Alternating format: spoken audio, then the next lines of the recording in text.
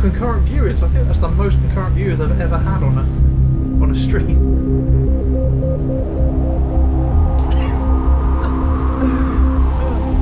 Right.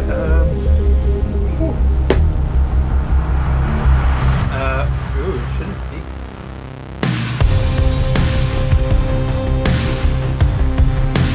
It is set to unlisted. Good spot. I will put that to public. Maybe that's why people don't get notifications on my live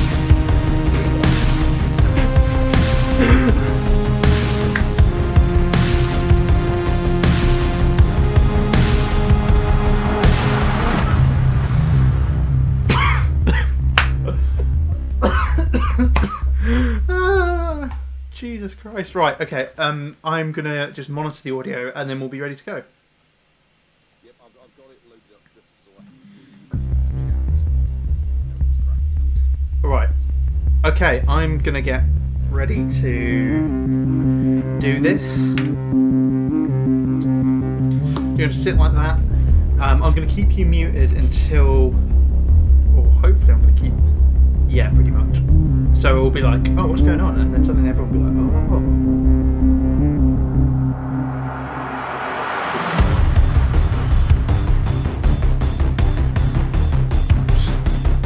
I am so annoyed that that's what I've been doing.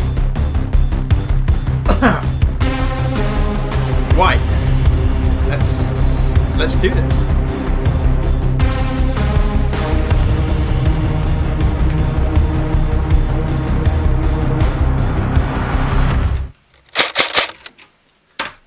Hello and welcome to this amazing live stream thingy where I've just realised I've been a massive idiot on my previous live streams and left them on unlisted when live streaming.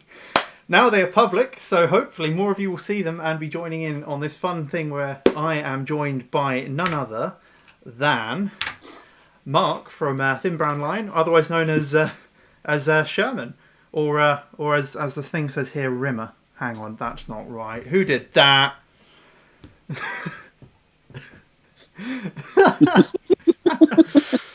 Ooh, let's just fix that for him. And we have Mr. Walker. We have it was the first page that we linked it on. Excellent. We started this stream as soon as someone needed to. As N. Martindale needed to actually do some shit with his life. So I'm really sorry, but you'll be able to watch this at a later date because it should be available on demand. And Mark should be slicing and dicing this later and putting it up as an abridged version on his channel. Anyway, I will indeed. While we wait for others to come join in the fun, have you brought lubrication for Evening, today? Bob. Yes, I have lubrication. I've gone all posh but not posh. Posh but not posh. Oh, that's a whole bucket. You've got a bucket of ice. That's pretty posh. I've got a bucket of ice with twist top Budweiser in it. Okay, I don't have quite twist top, but I have got some tribute ale that I won off of the CEO, the owner of the St Austell Brewery. He was very begrudgingly handed that over to me, so I'm pretty happy with that. I don't have a bottle opener though, so I do have, in keeping with the theme of today, I have an SA80 combi tool, and I do believe the gas port cleaning part will act as a pretty decent bottle opener, although don't quote me on that. That's all they was useful for anyway. Yeah, well, I mean, they couldn't quite do what they did with the Galil and build a bottle opener into the rifle, so I guess combi tool is the way to do it. Yeah, but I mean, to be fair, we're British. I'm surprised we didn't have a tea strainer built in. Yeah, that's very true. I'm sure the tanks got those. And no, Mr. Walker, it's not Mr. British, you swear words. There we go. Truly is a combi tool. Yeah, I've only got twist tops because I'm a Neanderthal. Oh, Rifleman Delta has joined us. Good evening. How is everyone doing? Just want to check with those in... Anvil, is Mark flying the Union flag right? Well, I'm flying it every way. So, most of the ways he's flying it incorrectly. There you go, had it right. What's that? Squaddy can't hang it. That one's right. That's off screen for them. Hang on, I'll give them a full view. Do you want to... That one's right. That one's right. That one's right. there's several, right? Brilliant. Just I flew that purposely like that because I knew that if Anvil decided to watch, he would mention that, because I nearly put the big blanket up instead. the one that you can't hang right because it's incorrectly printed. The one that's actually printed. Yeah. Right. So just to check with people watching this, is the audio fine? Can you hear both of us before we start nattering on? And it turns out one of us muted or something. So just while they wait to respond, I see you've come dressed up. Runners. Of course. I mean, Thin Brown Line represent, man. Plus, bearing in mind the L85s I own, this is the right period gear for it. So what, you're going for late 80s through 90s, A1 loadout? A1, sort of beginning of A2, but mostly A1, yeah. Some of them are bound to be right. Rifleman and Delta. Some of them are bound to be right. Well, you know what they say, if you throw enough shit at a wall, some of it will stick. Damn right. Right, audio is good, everyone is happy. Okay, so hopefully, lovely. if I have done this correctly, we can do this. So, effectively, between us, we've got experience with pretty much all of the Airsoft SA80 L85s there are, although neither of us... Between the two of us, we've got experience with all SA80s. That's very true. So you've handled A1, A2. I've handled A2, L85, A2 Cadet, which is basically the L85 but semi-only.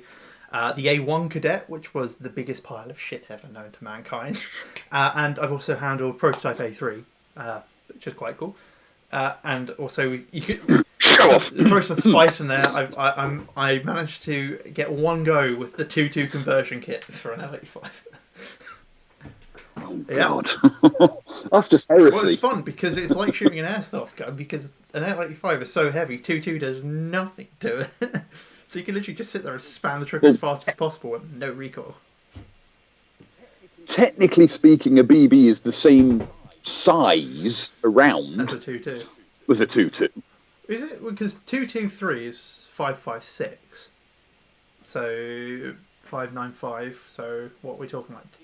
It's well, a 2-2's about a mil, maybe two bigger, because Spectre has 2-2 rifles, and in a spent casing, a BB literally just drops inside the spent casing. Oh, of course, because it'll be lands, not grooves, for the bore diameter. Yeah. Yes. Anyway, right. So I say we're fairly knowledgeable. We've also discussed this at length several times with various people, including.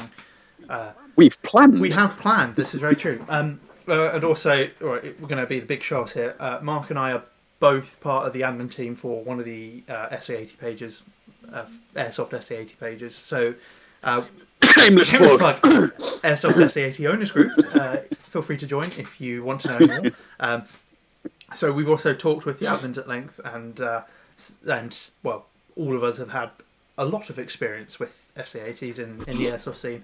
So, without further ado, and at least two of the other admins in the comments at the moment, they are. Both Walkie Warrior and Mr. Bob New. Excellent. How many SA80s have you both got? Right.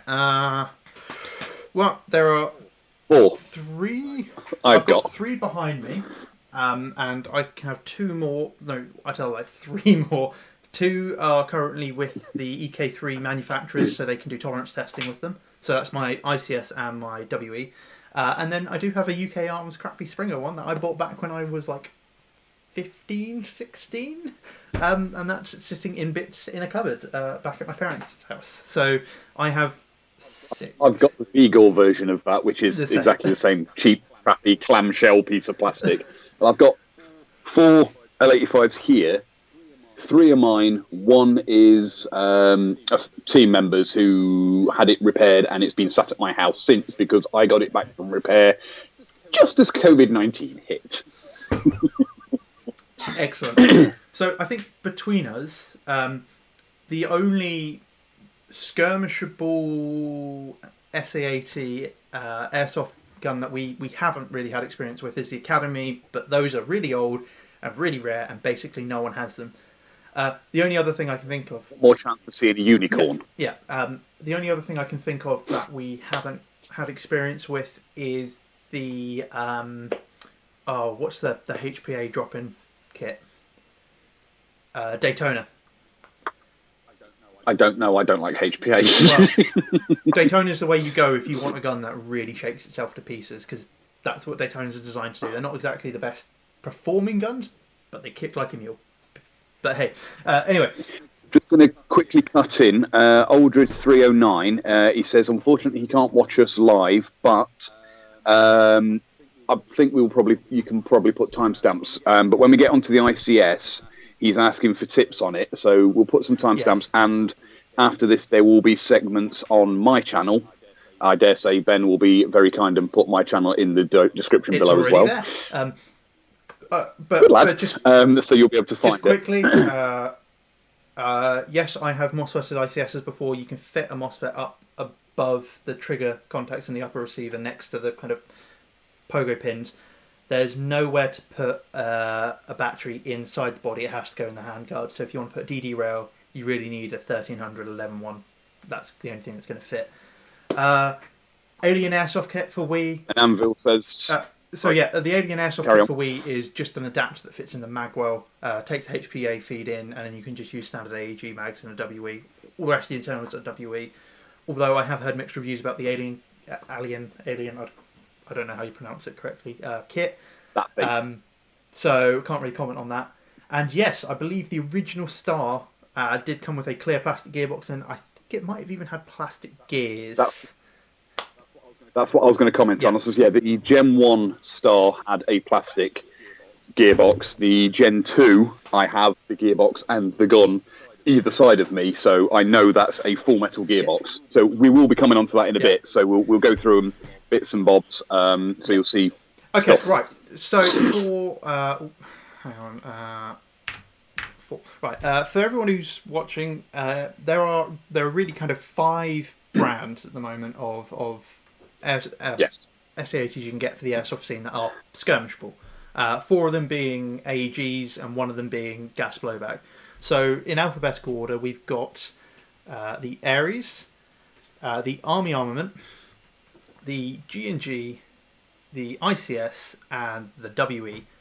So the first 4 are AEGs, and the 5th one there, WE, is the gas blowback. Surprise, surprise there, WE, known for making gas blowbacks.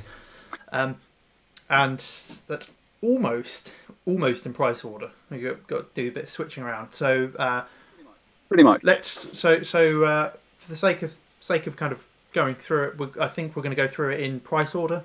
So Mark and I had a little look yesterday and figured out kind of the average prices in the UK for these. They may change internationally depending on what import costs there are, but I think in general this is the kind of pricing structure. So if I can do this, hopefully I can do this. I should be able to drag everything around. Oh, I can. Look at that. That's not gone well. Oh no. It's not gone well. So I'm just going to... Mark's going to start talking about his baby that he's holding in his arms, and I'm just going to quickly rearrange these into price order so we know what we're talking about. Yes. Viewers of mine channel have seen this one a fair bit. In fact, it was some of my early videos, full disassembly, reassembly. This is an original Army Armament L85 A1. Some of you will probably know that the Army Armament made them for a few years, then stopped making them, and have recently, I think 2 years ago, started making them again. This was one of the original ones, and it's my baby. To be fair, other than minor internals, it's had nothing done to it. Everything is external and a million man-hours of just maintenance and fettling. And there's Ben holding up his Army Armament L85 A1. Well, R85, aren't they? Yeah, they call them the R85. These are... Yeah, the Army Armaments do get a lot of hate. Unfounded. What? I think. Well... Wow. It's pretty founded if you're not a techie person, because let's face it, where did you get your Army Armament from? That one I know is a special one. that you were... This one's a special one. This one was gifted by a exiting player who I happen to be related to, and this one is old as time. But my other Army Armament one was bought from a broker. Sorry, what was that? You kind of went a bit mumbly there. Yeah, internet connection. So Army Armament... It was bought from a breaker's yard. And believe it or not, this came to me from someone who had bought it from a breaker's yard. So that makes me at least the third owner of this, because the first owner would have sent it back to the shop. Yes. To be fair, though, that one and the one I had came from the same breaker's yard about 2 days apart, and they were very, very simple issues. I mean, my one had the blowback block had come loose, and it had blown a fuse. Yeah. Did you not have a loose front block, gas block? That wasn't me. That was Rammer's. That was Purple Helmet. His gas block was loose. So there's a whole spate of these that came up for sale in the breaker's yard, and so you bought one. Alan bought one, which is now this one. I bought one. Alan bought one. Purple Helmet bought one. Darren from Sons of Adrenaline bought one. Purple Helmet bought one, and a smattering of other guys bought them. Jumped on them after I was like, "Look what I just bought." But yes, Army Armament aren't. I would say they're not bad guns, but their QC is lacking. Yes. But for the majority of cases, if you know how to do some basic tech work, they're actually quite a cost-effective way into buying an L85. The issue is, if you're buying it out the box and you're quite new to the sport, it can be an issue because there are some faults with it. So, really though, for the kind of price point we saw, they're about £180 now. So I think it's about 180 for the A1 version, which has a green handguard on it and iron sights. I've dropped to Susan. It's about between £10 and £15 more for the A2. Yeah, and they call it an A2, but it's still an A1 that they've just put. It's an A1 with an A2 handguard. Not even an A2 handguard. It is a poor clone of a DD rail. It's not a DD rail. But that being said, let's talk about the benefits of the Army Armament. Other than its price, it is basically a clone of the Gen 1 G&Gs, which we'll talk about in a bit. It's a pretty good system. It uses a standard M4 style hop-up unit, although this version uses an SR25 length piston, so it's the longer length piston, which means they're great for turning into DMRs because you've got lots of volume. There we go. Hang on, I will switch over to. Well, there is the upper of it. Yep, that's the. In fact, this is actually an original. You can't see it very well, but it does actually say Army there. That's an original Army Armament L85 upper. Obviously, it's got a different nozzle and whatnot, but yes, it's got an SR25 length piston and cylinder. Spring and everything else is the same as an M4, so is the nozzle and all that sort of stuff. But yeah, as Ben was saying, they do make good DMRs. But what really annoys me is the L85 itself was not a DMR platform. The L86, on the other hand, was used as a DMR platform in its later life. Because it had a ridiculously long barrel, it was able to act as a 5.56 DMR. Now, Army Armament don't make an L86, and neither do G&G, which is really annoying because that would be perfect which is a for shame. a cylinder match.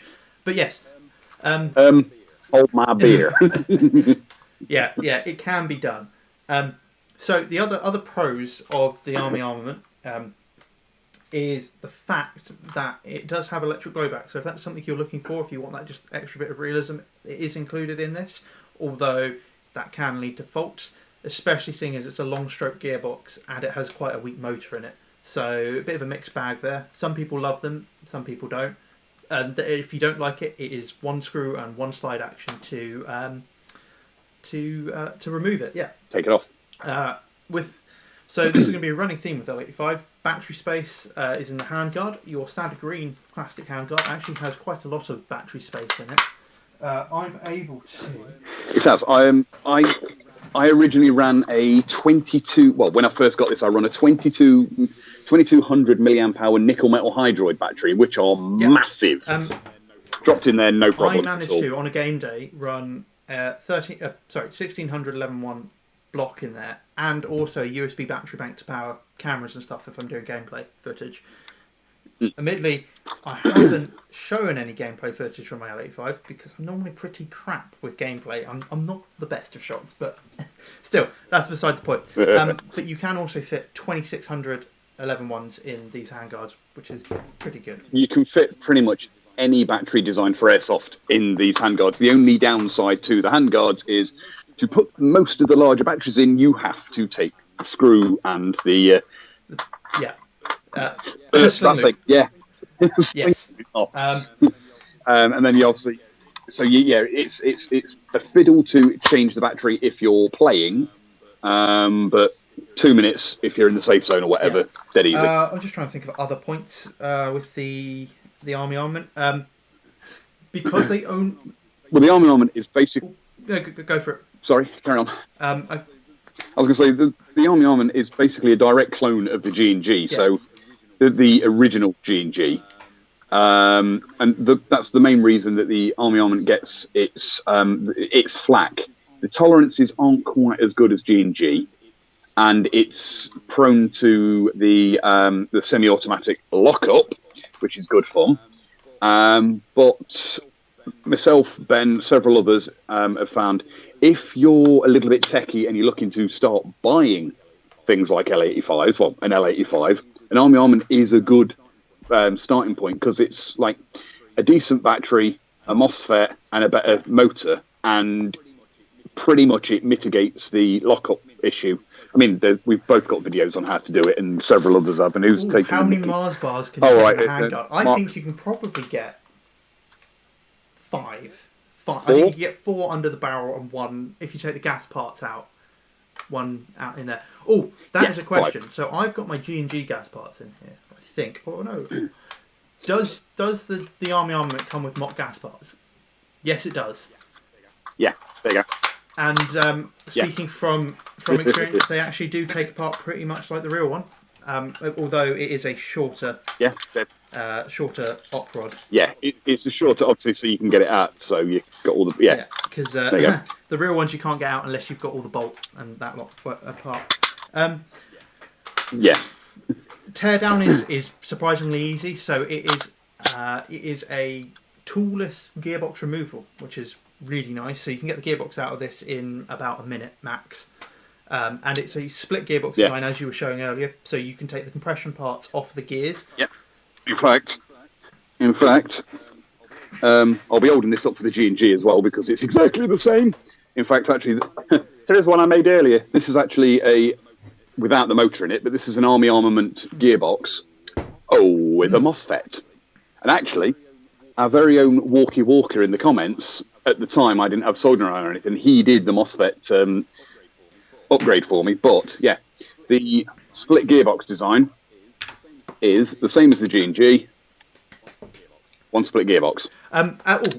So you can actually fiddle with everything separately. Can you hold the gearbox up to the screen, up to your camera a bit? So there are a lot of cool little features included in the G&G design, which I guess we can go over now, seeing as we've got the gearbox. The first thing you see is that lever at the... do you want to push the release lever? I'll show where the release lever is. That's a spring detent lever. So because the original gearbox was designed to have pre-cocking in it.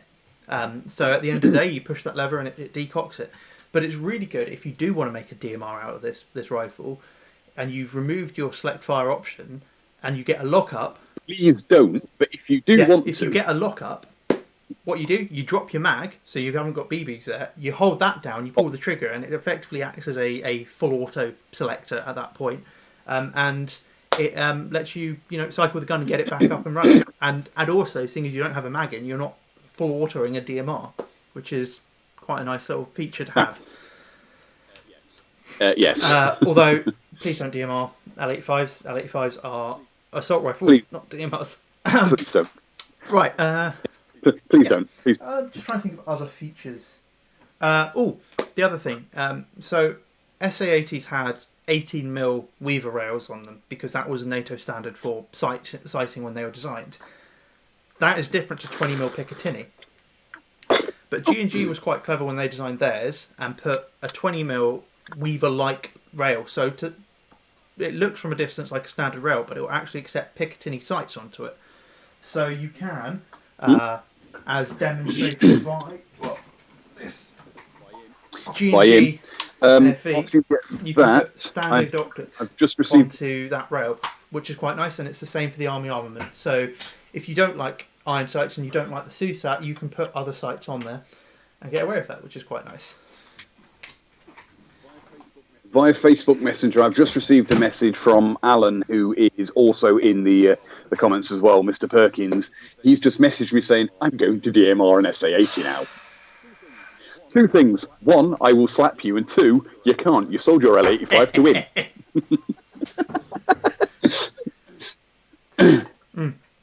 Right, okay, so that's the Army Armament covered, which is our kind of entry price, and it's a good gun if you are willing to take a risk and know you might have to do some upgrades to get it fieldable. Yeah, 60, 70 quid thrown at it and a bit of know-how, and it will run just as good, maybe better, depending on how well you work on it, than the other L85s. And the thing is, that it'll still be under the price of our next entry, which is the ICS. So unfortunately, I don't have my ICS here to talk about and show it off. I also don't have the ICS L85. I have the ICS L86. So ICS actually do quite a range. They do the L85A2, the standard L85A2. Looks a bit like this, but with the the correct cocking handle and the mag guards and plastic that doesn't break. They also do the carbine, which was never officially adopted, but effectively someone took an LSW and cut the front down, and so you have the LSW stubby handguard. In fact, hang on, I will pull up an image of one. Oh, so you're bringing up an image of one, are you? Indeed. I've only had one beer and I can't talk.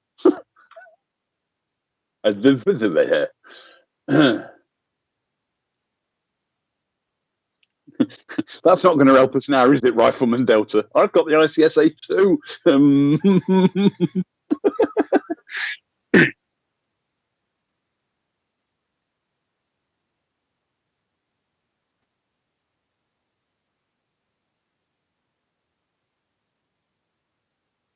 Yep.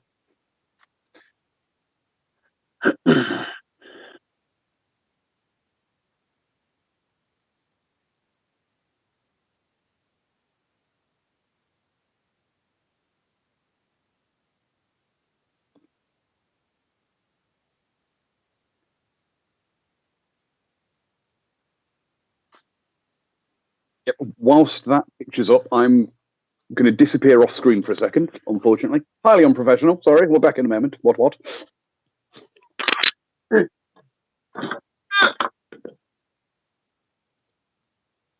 to show you, unfortunately. There we go. Poof. Big sport gun with the foregrip at the back, which a lot of people are confused about. But for those of you who are wondering why, the grip at the back is designed for holding when you're on the bipod. So normally you'll see like M60 gunners and stuff, they have one hand on the trigger on the bipod and then the other hand up underneath their cheek weld and shooting like that. That's what that grip's for. You grip underneath it and pull it into your shoulder, get a rigid firing position, which is quite a fancy little thing to do. It's not designed for running around like this. Oh, my audio has gone. Has it? Audio's back apparently. And so am I. Hello. Because I smashed enter. How long was my audio out for, guys? Please, I'd like to know. Sorry about that. Maybe I shouldn't tie mute to enter. You were muted for maybe a minute by the looks of this. This is going so well. It's okay. It's okay. I disappeared off screen. Right. Don't try and live stream when you have children still awake. So sorry. I'm dreadfully sorry about that. I will just recap that. Talk about the LSW. There we go. I am still not muted. I'm still talking. Brilliant. So yeah, LSW It has the front grip rod at the back. It is not because you're meant to run around with it like this. No, it's for use when it's on the bipod. You have the bipod deployed, and then you have one hand on the trigger and one hand on the rear grip, and it's in a very similar style to like M60 gunners you see, where they've got one hand on the grip, one hand underneath their cheek weld, and it's to provide pull back into your shoulder to give you a more rigid shooting position. Anyway, a little bit of tidbit there for what that is. So ICS do a lot of them. The one they don't do is the AFE, and they don't do an A1. Now ICS, I'd say now, because G&G have updated their L85, I would say the ICS is kind of not worth it anymore. It's an old design, and they haven't done any updates to it, and it does have some foibles to it. Although that being said, yeah, the ICS was more high tier, and since the G&G's been updated, it's dropped some more mid tier L85 now instead of. I mean, the one thing I do still love from the ICS is its trigger unit. Yes, the trigger unit is very nice. In fact, I do love that. I do have a spare one somewhere. I'm just going to put you full screen. I'm just going to see if I can dig it out. So, oh great! I've got something to talk about now. I mean, the ICS. My only real bugbear with the ICS, well, there's two, is its hop unit. Some of you will probably know about the hop unit, and Ben will get a shameless plug in a minute. Hop unit ICS, and its takedown. I don't like it. You don't like the takedown of the ICS? Well, the takedown of the front of the ICS, at least. Right. Someone has apparently sent me some images. Anyway, sent some pictures. Oh yes. I don't see them in my Facebook feed unless they are in my message requests. Nope. Sorry, I'm not seeing them, Danny. Danny put, yep, proprietary. Yes, me and Ben are neither of us are fans of the ICS hop. No. Anyway, trigger unit is great. Apart from this one broke. I'm putting out there my LSW was a complete lemon when I got it, and it took a couple of years before it was fixed, and there were several issues found with it. So it does have a very nice trigger unit when it works, and it does work most of the time, and it's got a very satisfying click, and it's got a satisfying click when you pull the trigger as well. Well, you can hang on, I'll hold it up to my proper mic. It sounds like it's a micro switch, but it's not. It's, if anything, it's a macro switch. Look at the size of this thing. Hang on, hopefully that'll focus. It's a very mechanical electrical switch. Yeah, it's a very nice switch, and it's got a proper physical safety. So when the safety bar is slid across, it breaks the contact. So normally there's a contact point there, and it slides across. And credit to this. Oh, you sent them to English Kiwi. Ah, okay. Yeah, no, I checked my personal one. My bad. I'll call them up in a second. Comments. Oh, I hate pages. Yeah, they are pretty solid, Danny. They are really, really thick. So I replaced this about 3 months after I got mine because something went wrong. The ones I've had in there since new. Well, since the 3-month period, and that was 5 years ago. I got it in 2015, and I have run it continually on either 7.4s or 11.1s, and it is still running absolutely fine with no MOSFET in there. This is like the only trigger unit I think is alright to run without a MOSFET, because there is just so much surface contact area in this switch, which is a big pro. Yeah. However, there are some issues with it.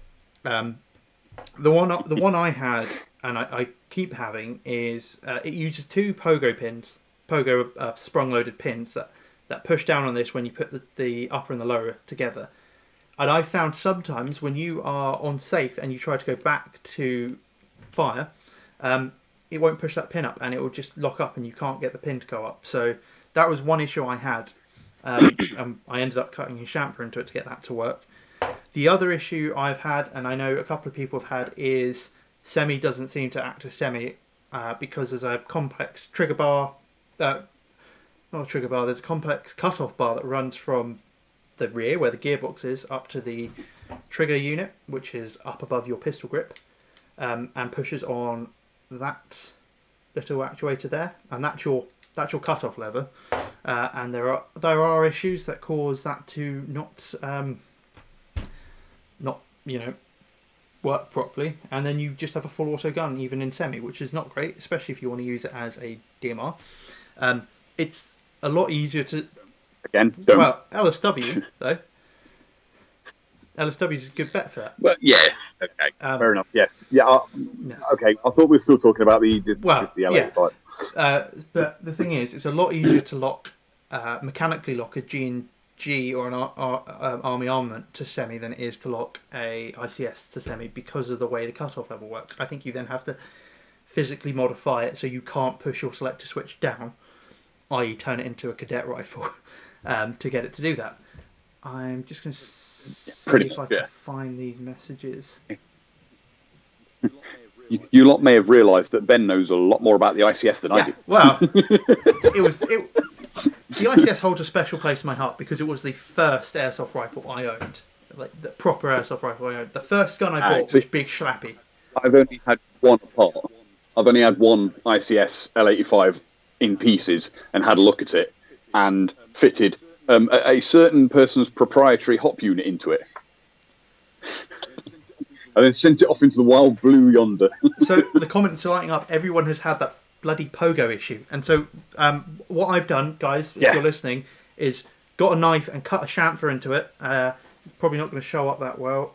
Come on. Nope, it's not going to... It looks to be focused. It is on... Oh no, that's focused. There we go. Right there, I've cut a little chamfer onto it, and that has helped immensely. I also might have sanded my pogo pin a bit to try and help with that. You want to kill me for the heresy? There seems to be, with quite a few of the different brands of L85s, a bit of sanding or trimming that's required doing. I mean, one of them was that. Yes, we'll get onto that. We'll get onto that in a bit. Although I've never really had that issue with G&G. Yeah. Okay, moving on. No, it was more the Army Armament one that had it, because the tolerances are a bit off. Yes, oh well. But that's what you get for getting a cheap Chinese clone of a different rifle, of a different brand. Moving on, we've got the ICS gearbox. Yes. I kept the internals out of mine because I didn't need them for the EK3 stuff. But so here is the gearbox. I really like it, but I do think it is a bit behind the G&G in terms of some things. It's got a quick change spring, and it's not just quick change, it's an adjustable position. So there's 3, medium, low and high on it. I could demonstrate it, but it could be more pain than it's worth. Which I quite like, because it means, well, at least it used to mean I could use it at some sites that allowed higher FPS for light support weapons. I could pop the spring and just put it up to the high position, and then when I went back to other sites that just had a 350 blanket, I could pop it back down. That's really nice, and it makes taking the gearbox apart a breeze, because you can take the spring tension out. Very nice. Things I don't like about it is some parts of the gearbox seem to be made of Swiss cheese, including one of the screws that holds the motor onto the gearbox. So that's not the best secured motor in the world now, because that thread it came pretty much Swiss cheese, which was not the best. The other thing I did have problems with when I had it, and cost me a lot of money, because the shop I bought it from, not naming it, screwed me over big time. The motor adjustment height sometimes backs itself out, and that is especially it's the case if you don't do up the secondary screw, which is in your butt pad. So the butt pad has a screw that goes in and pushes against your motor adjustment screw, and effectively tensions it into place. Although it makes it a bit harder to take your butt pad off. I mean, Rifleman Delta's made a good point. He's said that the motor connectors seem to be a bit weak. Yeah, that was actually the one that I had in for repair. The issue was the way the motor connectors are put on. I don't know whether it's ICS who do it, or not. But the way they're put on, they seem to end up, if they're not quite insulated quite right, they contact the lovely metal I've body had that on mine. and constantly short out. Yeah, that was what the repair was on mine. I had to take it in and literally all I did was pop the wires off, re-insulate them, put it back together. Fine. So they use a weird 90-degree bayonet connector. So yeah, so it's the bottom of the bayonet connector, the bit that's not attached to anything, that ends up contacting the body. Yeah. So you just put a bit of heat shrink around that and heat shrink the whole thing, and it's fine. So what I do is I just use standard bayonet connectors now. I've replaced both of mine, and effectively I kind of bent it into a 90-degree, and that's how I've got mine to go on, and then heat shrink that, and that's fine now. That works. Yeah. So Danny's just said screws too shallow, shouldn't be a grub screw. Which screw are you on about in terms of grub screw? Because I can't think of a grub screw on here, unless you're talking about the really fat wedge one that goes, the motor adjustment one. What else am I going to talk about? In terms of internals, it's a standard cylinder, a standard piston, and standard gear set in this. Although I think the nozzle and possibly it's exactly the same internally as all the newer L85s, isn't it? The new Army Armament, the new G&G, the piston, the cylinder is they're standard length pistons. Although the newer G&Gs need the spacer because they're still working in an SR25 length gearbox. The motor connector. It's just a bit of an annoying thing. Talking about takedown, the ICS is actually quicker to take down than the G&G because it's the 2 pins to take the body out. The butt pad comes off, which is a blessing and a curse. It's a curse in the fact that that's not what the real one does, but it's a blessing because it makes it very quick to get to the back of your motor.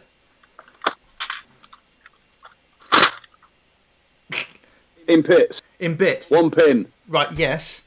But but then you've got to take out a load of stuff to get the gearbox out. Whereas on the ICS, it's 2 pins. Shut up. Upper and lower receiver come apart, butt pad comes off. You just connect your 2 motor wires, and then the whole gearbox just slides out the back, and then you can take your hop unit out. Yeah, fair point. Which is very nice. So you can get your gearbox out and change the spring power and put it back together in about a minute. Although I do find the ICS's body is a bit weaker and a bit more flexible, so you can get distortion and it can miss a line and it is a bit of a pain to put together. But once you get the knack for putting it together, you can get it apart and together pretty quickly. Yeah.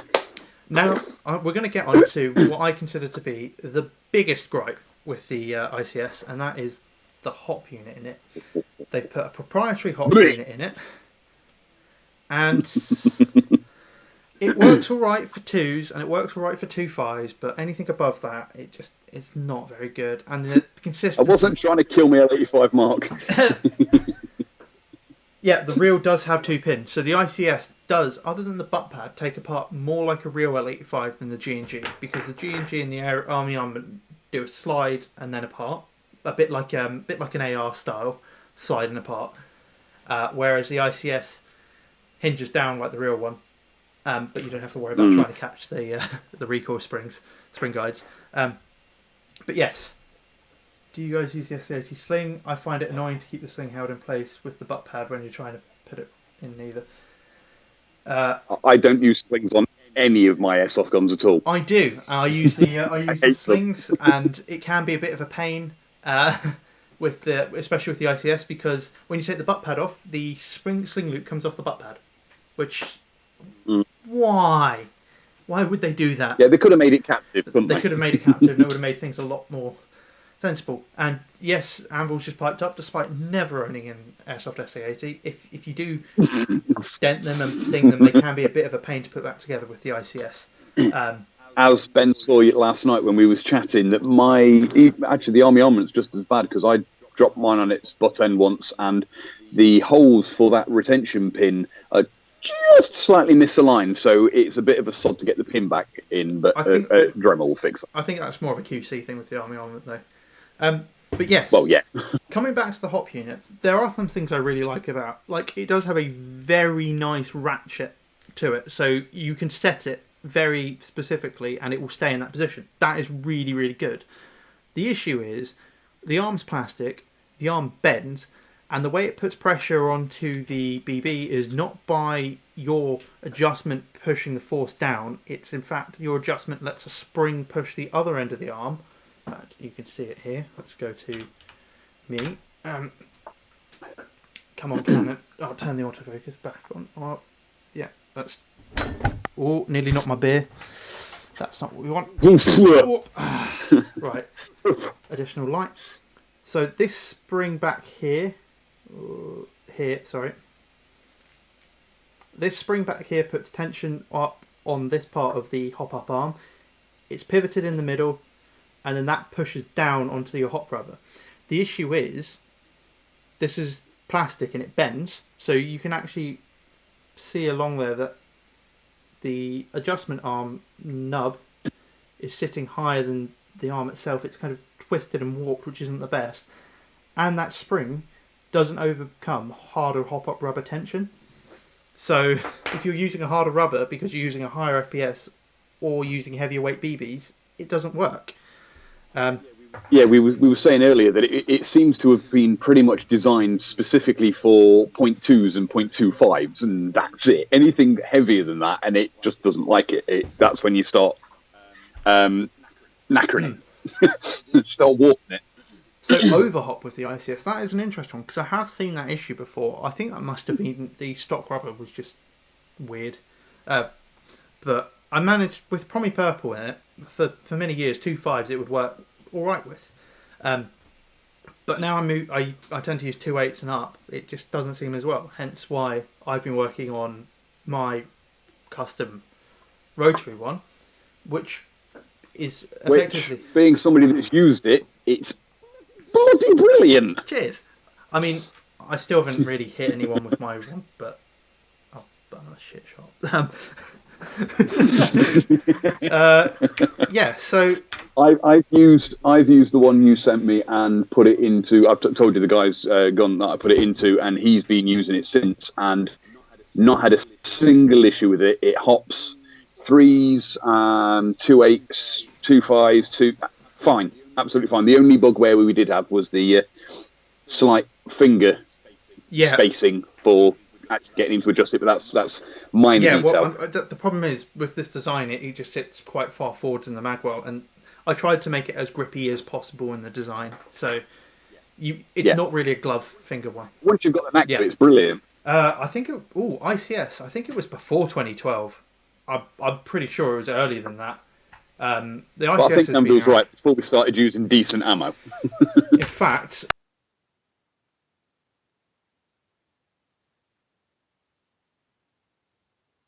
Don't.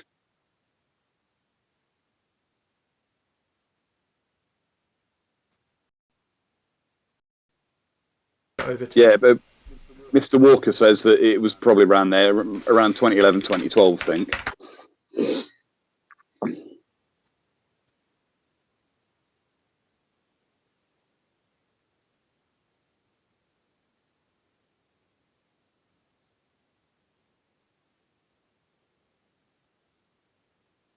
Years ago.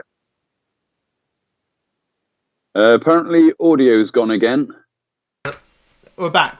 Yeah. So 9 years ago, 9 years ago, Crazy and Seaman did it. So it must be at least 10 years ago. So yeah, we're not looking at super heavyweights. ICS. Yeah, Anvil. He keeps hitting enter, Anvil, and that's what's chucking him off. Excuse me a second. I'm just going to change enter as the bloody hotkey for mute. Mute. We're going to change to 0. Num 0. Yeah, let's do that. Yeah. Right. The comments have all gone audio cuts every time you go into a browser. Oh my god. Oh well, if you type ICS LSW, I am the third video, which is not good. Evike. Hey, at least you're up there. 10 years ago for Evike, ICS L85. So yeah, we're looking 10 plus years. In fact, can I sort by oldest? Upload date. Sort by upload date.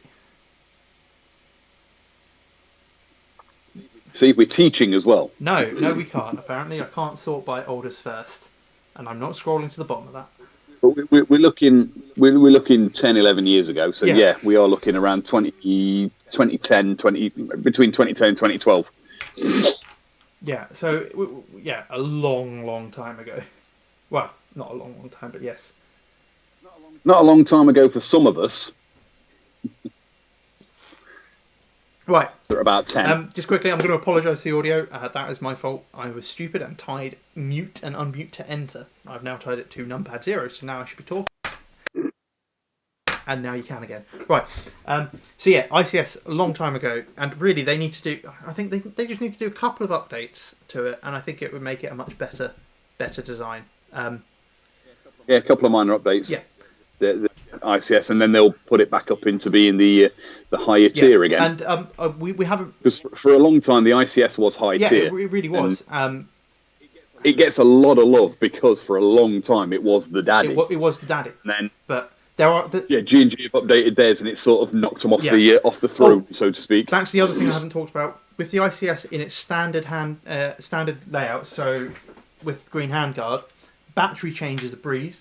They put a release button up here in the effectively heat hole, and then you just push it, slide off the handguard very quickly, obviously with your dust cover open. Remembering to open and you can put your battery in and close it up.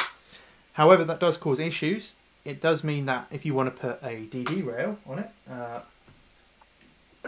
where is my DD rail? Flash, bang, crash. If you want to put a DD rail on it. According to Mr. Walker, they have done an updated version, and it's still the same. What? Why? Huh? Oh my god! Right, okay. But yes. They've taken the screws out of the hop unit. Oh yeah, the hop unit is now free float. But yeah, DD rail. You need to buy adapter kits, and I think they only do the adapter kits for Madball, so I don't know if you can put a real DD rail on an ICS. I look at the comments now. I'm sure someone's done it.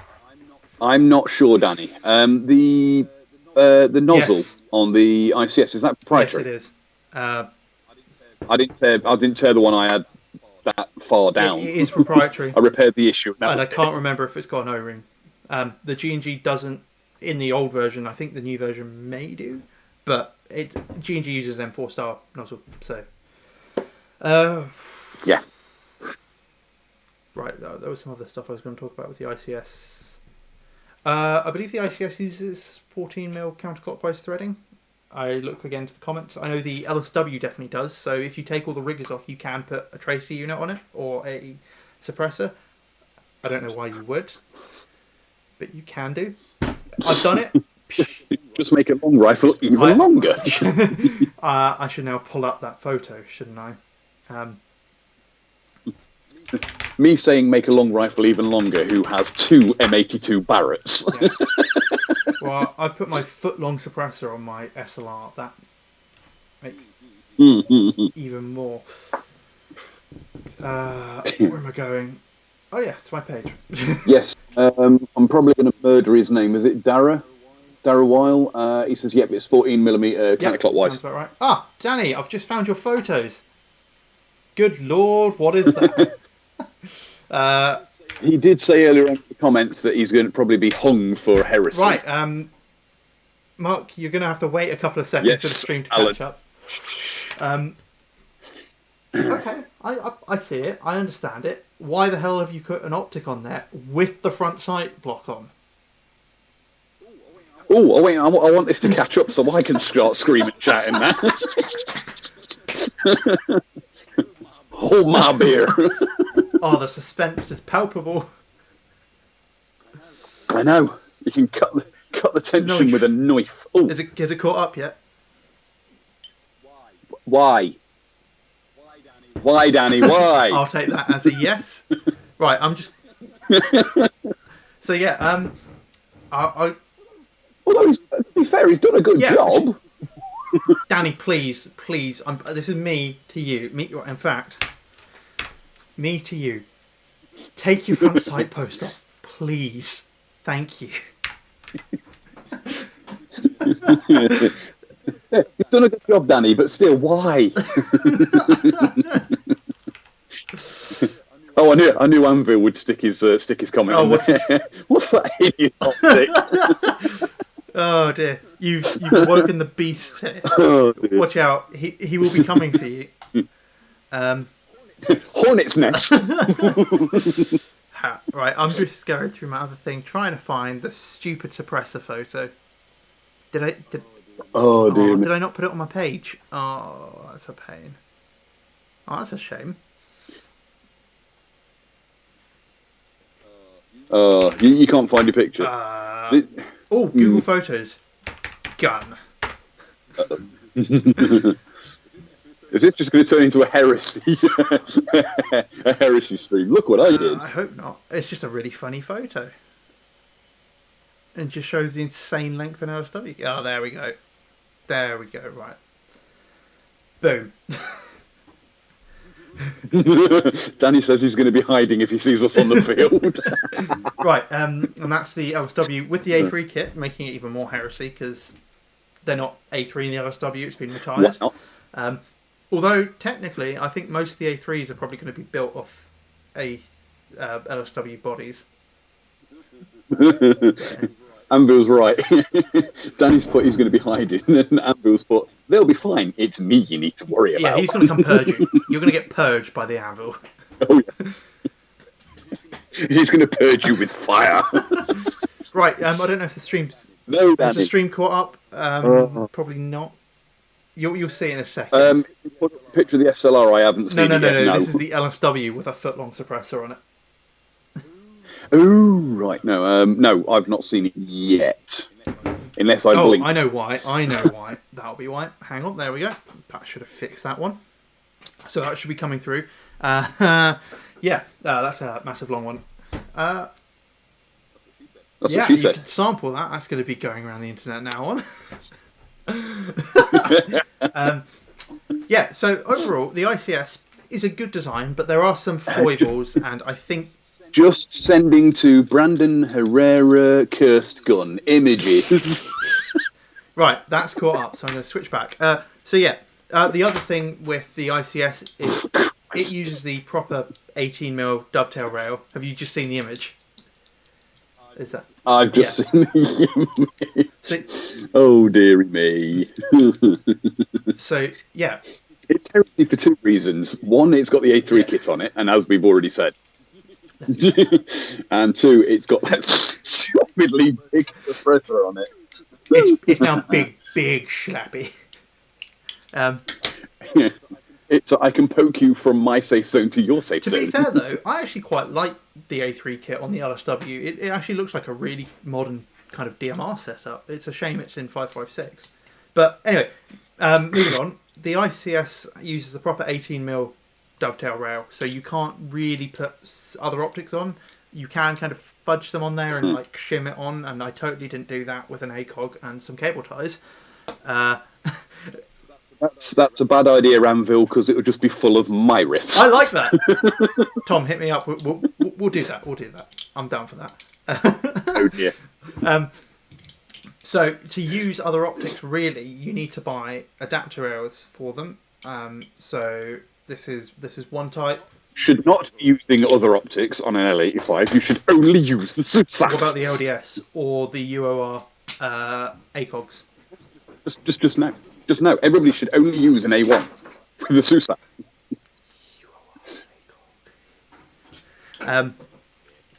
Yeah. So, I think that kind of covers the ICS. I'm trying to think of any other points that we want to make about it. I think that turned more into a rant than the talk about the ICS. Well, I don't know. So it is a solid gun, but there are the foibles of the hop-up unit not being the best.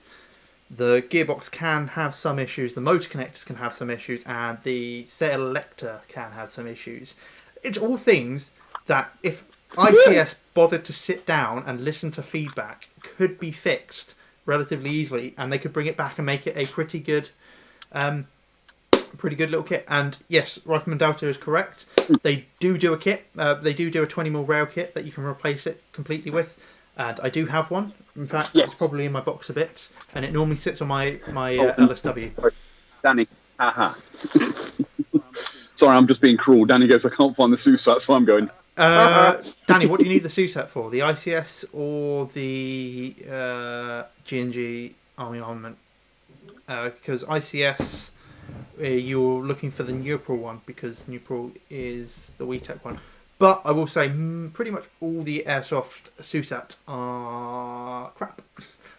They're just not well. Yeah, they're not brilliant. And you cannot. I mean, mine, I can just about hit stuff by aiming through it, but mostly I just walk my BBs into the target. I know where to aim in my sight to hit them, but I've adjusted it all the way over, and I still can't get the pillar to line up with the target. So yeah, Danny, ICS, look for the Neutral one. That should fit. Don't know if anyone's got them in stock. Sorry. The other thing, buy a real one, because it will fit, and you can pick them up for about £500. Yeah, and some sites won't let you use it because it's radioactive. I have never heard a site turn away a real steel optic, especially one that's probably had it deactivated. I mean, I've heard of a few sites turn away people with real Susat saying it's got radioactive material. This has got supposedly radioactive material in it. Look, hang on. I've got to take it off because I can't point at the camera without smacking the camera with the barrel. Look, it's even got a little. Ooh. No, it's not, because I'm caggy-handed, Alan. I can sight down it perfectly fine right-handed as well, so knackers you. Anyway, yeah, so ICS, there's just a couple of things. And also the big thing that bugs me about the ICS, and this is a really, really small thing, but it really bugs me, is the bolt release lever. Isn't a bolt release lever, and you have to push it the wrong way. No, it's not even the bolt release, it's the bolt lock back lever. The green one. Yeah, you flick it the wrong way. Pull it back, click it, and then hold it. It's the wrong way to do it, and that annoys me. All the other ones, you go flick, push down, and it locks it. That's it. The ICS is a push up, and it's these minor things, little things that if ICS sat down and spent maybe a man month of work to design new ones, test them, and then put them into production, and it could make the ICS a really good gun again. Like it's not a bad gun. It's just it's not the best anymore. Rifleman Delta. It goes the wrong way. It does. Right. Anyway, moving on. So the ICS is about $325 for your A2. The LSW is more expensive. I think the bolt release is in the wrong place. Well, it's in the wrong place, and it doesn't work. And that's the same with the G&G Armament. The bolt release doesn't work. In fact, the only one the bolt release works on is the WE. And guess what the WE doesn't have? A bolt catch. The bolt catch does fuck all, and it twists the wrong way. Bolt release works on mine. Oh, I bet it annoyed Cad. I bet it's one of those little things that just, if you've got that little knack, it's just gonna nickels in the back of your head, and I can see Cad just being like over it. Anyway, moving up the price tier, we're going to go up to the G&G. Now, I'm going to admit it now. I have. There's not a massive price difference, is there? With the no, there's. Ignore me. I'm thinking about the next one. It's about £60. Yeah, the G&G you can get for about 380, 400 ish. But this is the new version that they've released in last year, which is the ETU version. I have not handled the. Yeah, it's about 400. I've not shot the ETU, which is really annoying. But and Mark, I don't believe you have either. But if other Mark is in the comments, Walkie Walker, he has, I believe, 2 of them now. Walkie Walker, he's got like, I think he's just buying everybody's stock of L85s at the minute, so he probably has. And effectively, it's the same one as the ones behind me. I have both the L85 and my partner's AFV, both by G&G, but they've now put an ETU system in, which has taken some of the foibles of it before and made it even fixed those and made it better. So Oh, you sneaky, sneaky bugger. Perfidious Puffin got it for 300 quid. I believe, wasn't there a sale on at the time? And the prices have recently gone up because of exchange rates and all that stuff. But yes, £300 was a very good deal. So the price does fluctuate. And it's weird. Sometimes the G&G actually works out about the same price as the ICS at the moment. Or €20. So let's have a quick rundown. So the guns that G&G make are the A1, the A2, the carbine like the ICS one. So what? That one. It's the and they also make, which I'm sure if Alice was here, which she is, but she's probably not watching the stream.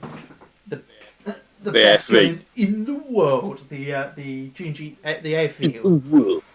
And actually, let me bring it over.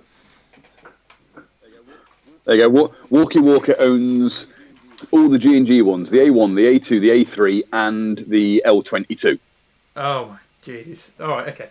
So you can tell he likes the G&G, and there is good reason to like the G&G. He likes G&G. He's a G&G fanboy. Also, I don't know if any of you have spotted the heresy yet. Actually, the 2 bits of heresy on this. Oh, dear. EOTech and 20 rounder. Oh dear. Which looked really funny in the A3. Oh yeah, in the full one. God damn it. There we go. Yeah, the 20 rounder in this makes it, I think, look quite cute. And in the A3 makes it look funny. But yes. It makes it look like it needs a blue pill. Very true. Yeah, it's oh dear. It's annoying. G&G, they just need to make the LSW now. If they're listening, if anyone from G&G watches this, please make an LSW. I think a lot of people would chat that bad boy up. So I'd buy one. I mean, wouldn't we all? So yes, G&G. Let's run down it. So Armament cloned it. So very similar. In fact, Mark, do you want to pull up your gearbox of it? Yes. It's the exact same gearbox anyway. Yes. So no. Ignore the wiring, because the wiring's not the same as G&G's, because this has been pulled apart by Walkie that's in the chat. But yes, the gearbox is, when I can get it back together. There we go. No. Broke it. Right, well. There we go, right. Gearbox. It's exactly the same as the Army Armament. Yeah, well, the Army Armament is the same as the G&G, although not as well QC. The G&G also doesn't have a black up. They've elected to just leave it at metal colour. Yeah. Yeah, it's gunmetal grey. Well, apart from it's not gunmetal, but yeah. So similar sort of thing. Although G&G, basically the ETU I consider to be the third version. The second version, they realised that a lot of people weren't needing the SR25 length air system, so they actually put in your standard length piston with a spacer, so you use standard length gears, and that fixed a lot of the issues with the semi-auto issues. So you can get lock-up because it's quite a long cycle time, but now you've shortened the cycle time, that fixes that issue. They've done some funky anti-braking wiring that I think I've talked about before in other videos, which is now gone because they're using an ETU, and with the ETU, I'm not 100% queued up on the ETU, but I'm pretty sure it's got some form of cycle detection, so it will actually cycle each time and not lock up, which is very good to see.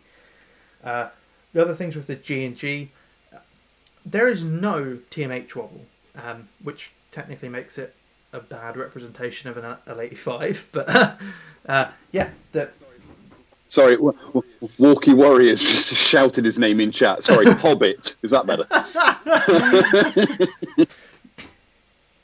G&G have a carbine version too. They do indeed. So they have 4. They have the A1, the A2, the L25 carbine, which was never really officially adopted. The same one the ICS have, and then they have the AFV, the armored fighting variant, which has the the short front end with built-in rails, which is quite nice. The other thing that's quite nice about the AFE is because it doesn't have iron sight front gas block positions because it's so short. It comes with a SUSAP, so if you want a magnified optic on a rifle, AFE is quite a nice little package for that. Although you do pay a bit of a premium. I find the G&Gs are very well built and very solid guns. There's, well, I think nowadays for the price you're looking at £60 difference between the ICS and the G&G, and I think the I'd spend the extra money and get the G&G because you're getting a MOSFET. You're getting an ETU, so ETU stands for electronic trigger unit. So it comes with a bit of programmability, so you can have either semi-full auto, or if you want to be fancy and not L85 owner like, you can do semi and 3-round burst. If that's your shtick. There is only semi and full auto. I know. Damn it! But it's a thing they do. Single fire and repetition, so there. The other thing about the G&G, and this is true of the Army Armament as well, is they are pretty much the same as real steel in terms of the handguard fitting, so you can pretty much drop a DD rail onto them. The only thing you have to do... I have a real handguard and it drops straight on. Don't you have mostly real polymer furniture on your Army? On this one, the cheek riser, and the pistol grip on this one are real steel. I've not put the real steel handguard on because, believe it or not, the Army Armament one is actually better quality than the real one. Yeah, that was a problem with the real A ones, is the polymer kept breaking. Yes, it was. something about the factory that was making them got told they're all going to be made redundant, so they all were like. Yeah, the airsoft parts are actually better. Yeah. To be fair, you can say that from a lot of ARs. A lot of ARs are like, well, when I say ARs, I mean service rifle like M16s. I'm not going to say anything about AR platforms because I don't want to bring down the wrath of Anvil. Yeah. Anyway, so G&G, I love my G&G. It's a great gun, and although I will say I think the AFE is the best gun because it's so short. It's in fact. He's only saying that because his missus is in the other room, probably watching. Here is a fixed stock MP5, right? Here's an AFE. It's like. See me? I'd run that as a pistol. Hang on, if I go full screen, look at the length difference between these two. This is shorter than an MP5, but it's got the barrel length equivalent, if not longer, than an M4. Like. Yeah. This is the thing. It's great for CQB. That is true, Anvil. Yeah. Anvil's just reiterated what you said. A lot of the time, the airsoft furniture is nicer than the real stuff. Yeah, it is, especially when you come to the L85A1. Incredibly so. So, Kyle said he's always had problems with the G&G ETUs. I think the Gen 1 ETUs that went into some of their ARs had problems, and then they addressed that. I haven't heard too much recently of people going on forums and being like, "I've just bought an ETU and it's failed." And I haven't heard of anyone with a G&G with an L85 ETU having any issues. I'm going to go to our audience here and ask Hobbit, of your ETUs, have any of them failed yet? And how many rounds you put through them? And anyone else who's got an ETU, have you had any issues with it? Because I haven't heard any. Whilst we wait on those responses, yes, Alan, it was an MP7 underneath that I built a miniaturized L85. Is it a DMR? For one picture, I did put a stupid big scope on it. The whole gun was about this long. Well, it was MP7 length, but it looked exactly like an L85. And I put a scope the same length as the gun on it. Do you remember that? Just while I wait for the comments to catch up. Did you remember that? What was it? The Midlands Airsoft Fair video I did where I had the MP5 with the 3x9 power scope on the back of it, and it's like the same length as the MP5. Yes. And just to upset you. Basically, what I did. Yeah, but I got some hurtful comments. I got a hurtful comment on that one. See, I don't know why this happens to you, because I put up images of a sniper variant of an L85 which I built. Nothing but love. An MP7 sized L85. Nothing but love. To be fair, this guy was just out to hate on Airsoft, so yeah. Fair enough. Anyway. Then again, people have kind of come to expect crazy stuff from me, so that's fine. So yeah. Let's talk about so G&G. You've got a lot of battery space in, but you do have to unscrew the handguard and take it off. Although that being said, you can, because it doesn't have a funky trigger mech in it, you can actually fit you can fit 1311-1 in the TMH above the pistol grip in this area. So in the AFE that works quite nicely. In fact, you can, if with a bit of fandangery, fit a 2600 nunchuck 11-1 in the AFE, because you can get them up in here as well. So you do have battery space options. Again, yeah, in both the G&G and the Army Armament ones, you've got quite a bit of space above the pistol grip between the front of the gearbox and below the barrel, and the front of the actual the front trunnion. You've got quite a bit of space there. Yeah, you do. So you can actually get quite a few different batteries in there if you want to muck about splitting the upper and lower receiver to drop batteries in. I mean, with the AFV, it's pretty much the only place to put a battery. There's no handguard area. Again, if you're putting a DD rail on there, you can get a 1300 11-1 in there. So I used to run it with two 1300s, one in the handguard, one in the lower receiver. Sorry, TMH. So for those of you who don't know, TMH is the trigger mechanism housing and is the correct British Army speak for the lower receiver. In fact, they don't even call it an upper receiver. It's just the TMH and the rest of the fucker. TMH, the heavy bit, yeah. So yeah, hang the bit that goes bang in the TMH.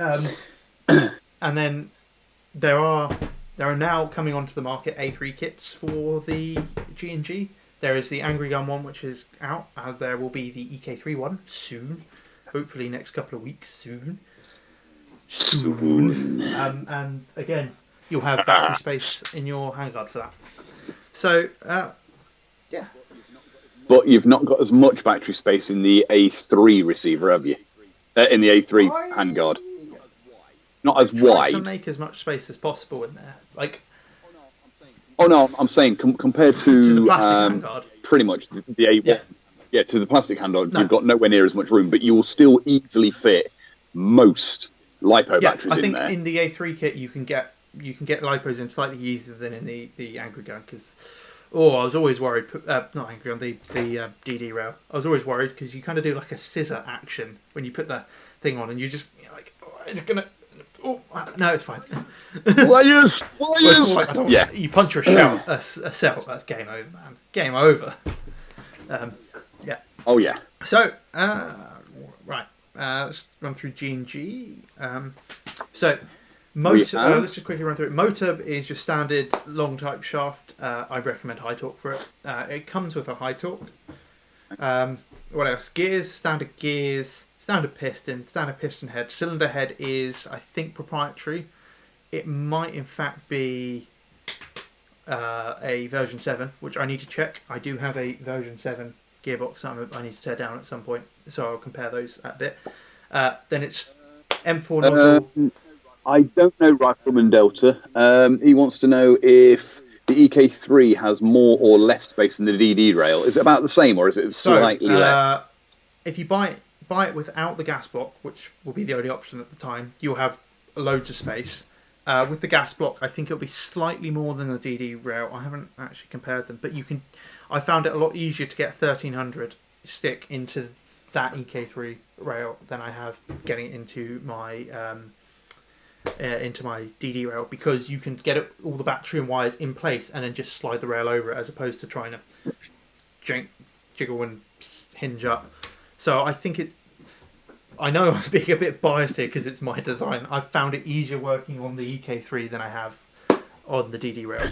Hopefully that answers your question. Again, I'm not trying to be biased. And yes, before anyone asks, I am releasing an ICS version.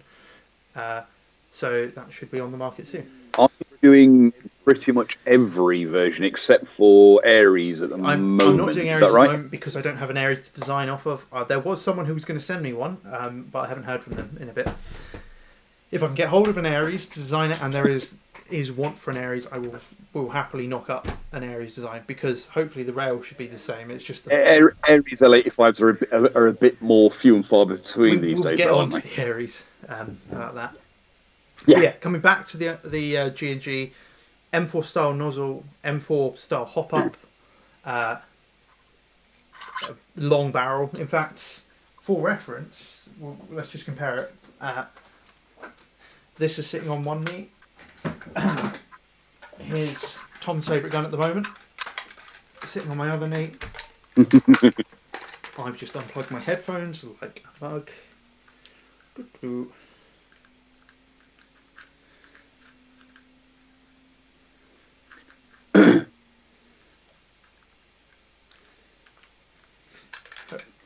There we go. Contemplating on his face, folks. Right, there we go. So, as you can see, the M16's a fair bit longer, but they have the same length barrel in them, just for reference. Yes. Which is? 509. Yeah, 509mm, 510mm. Great little guns. We'll get it in the screen. There we go. So yeah, overall length of an M4 carbine in a barrel length of an M16. Or yeah. The LSW, I can't remember who, I think it was Red Wolf, with the inner barrel length of Canada. Yeah. Yeah. So yeah. What other parts is worth talking about? No, I think we've covered most of that. Quickly, any questions? I think we have covered the anyone in the comments want to point out any glaring issues I haven't mentioned with the G&G? Any points I've missed out? Yeah, it's too expensive. Too expensive. They are quite pricey at the moment. Too expensive. But then they are at the moment, yeah. Then again, they are pretty good performers out of the box. They've got decent internals. They have EBB. Some people want to turn that off. Some people leave it on.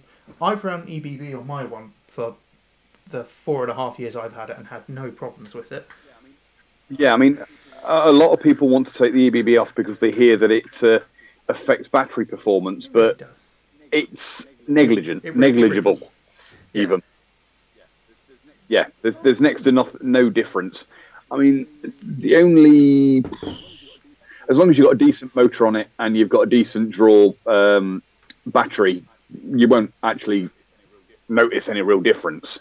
Yeah. Okay. The new ETU ones don't have the spring release. Fair enough. Interesting.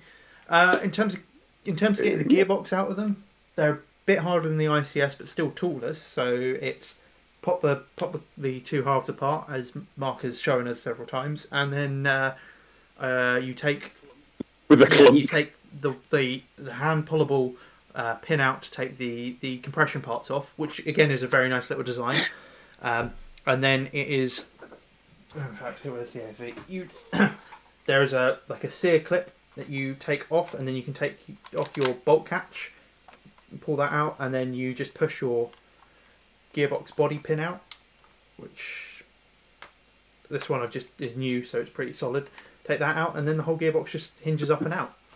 So it's 2 minutes to strip your gun down and get ready to work on the gearbox.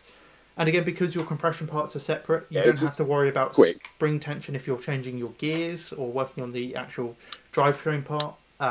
And it's actually quite easy taking your compression parts apart as well, because you've got quite a lot of room to grab the spring and make sure it doesn't fly off everywhere. So overall, I really like the design of the G&G. I think the gearbox in the G&G and the Army Armament is, I think, slightly better designed than the ICS and is made of a bit stronger material. It is much stronger. I have noticed that even like in the compression chamber area, that part is much more substantial material than in the ICS. No, it's just got a fair bit of metal work around it. The other thing that I like about the G&G over the ICS is the fact that you can test fire the gearbox in because the gearbox is attached to the lower part of the gun. When it's all apart, the wiring loom is still intact, so you can dry fire your gun without your upper receiver on and make sure it's all working. Sure it's all working in the gun. Whereas with the ICS, it's a bit harder because as soon as you've got your upper and lower apart, or the rest of it and the TMH apart, you can't really connect your wires up, so you do some funky thing where you put your gearbox out, you put your motor wires onto your motor, and then you get a screwdriver and just short out the pogo contacts to check, which I don't advise doing at all, and I totally never. No, this is not advisable. So because neither of us have ever done that. Definitely not. Right. Moving on. Okay. So as we said, G&G price range 300 to 400. Well, as some have said, they managed to pick it up for 300. At the moment, it's about 380 to 400, depending on which retailer you go with, or 360 if you use someone's sale code. So you've got 2.5 hours to do that before that runs out. Moving on, the next tier up. Yeah, you're looking about 400 for the A1, 430-ish for the A2. 430? I haven't seen the A2 for 430. Some places. Oh no, that's the AFV. Sorry. Oh yeah. The AFV has a slightly higher price because it's got the SUSAT, which normally retails for about £100. So. Yeah, but yeah, it's actually a decent deal. Not bad. So, yeah. I do believe we missed out a thing. The ICS uses hard plastic for its butt pads, which is not what the real one uses. And the G&G uses a rubber, a hard rubber, but it's a hard rubber, which is what this is. So it's same as the Army Armament. It's a nice hard rubber. But it's nicer to shoulder. With loads of grip. That's one of the things I find a bit annoying about my ICS, is it tends to slip off the shoulder because it's kind of slippy plastic. That's why I normally have my shoulder rest on the LSW flipped up, because it at least hooks on a bit more. And thank you very much to... Yeah, of course, because the LSW's got the plastic one, hasn't it? Thank you very much to Walkie Walker for jogging my memory there. He was just talking about, apparently the angles of the butt pads are slightly different and the G&G one looks slightly more comfortable. Anyway, enough on the G&G. Let's move on over to the next price point up, which is the Aries, which retails at the cheaper end. Sorry. Somebody just come in and says, "Oh dear, I caught up with the stream by watching it at 2 times speed, and now it sounds like you're both talking in slow motion." Hey, all I'm going to say is he didn't get the name Professor Day for nothing. Right. We're all living in 2020. He's out there living in 3020. Damn right. Speaking of which, Jesus. Right. So we're on to the Aries now, which we are. The cheapest we can find is about the same as the most expensive G&G, and then they do go up from there. And the Aries was. Those of you seeing this on the stream, ignore the front grip. The owner of this wanted it on it because the person who actually uses this mostly is a woman who's about 4'4". Wow. So she actually has that for additional support. I don't know. I think Anvil might strike the smite hammer seeing that. But yeah. Anyway, so. I didn't do it, Anvil. It wasn't me. So the Aries is the only one in the list that I haven't really had hands on with, and that's mainly because it's been so bloody expensive, and I just haven't seen the point. But I'm gonna kind of hand over to you here, Mark. But I'm pretty sure well, the externals at least are built like a brick shit house. Yeah, I'm sorry, I'm just laughing at Aldred.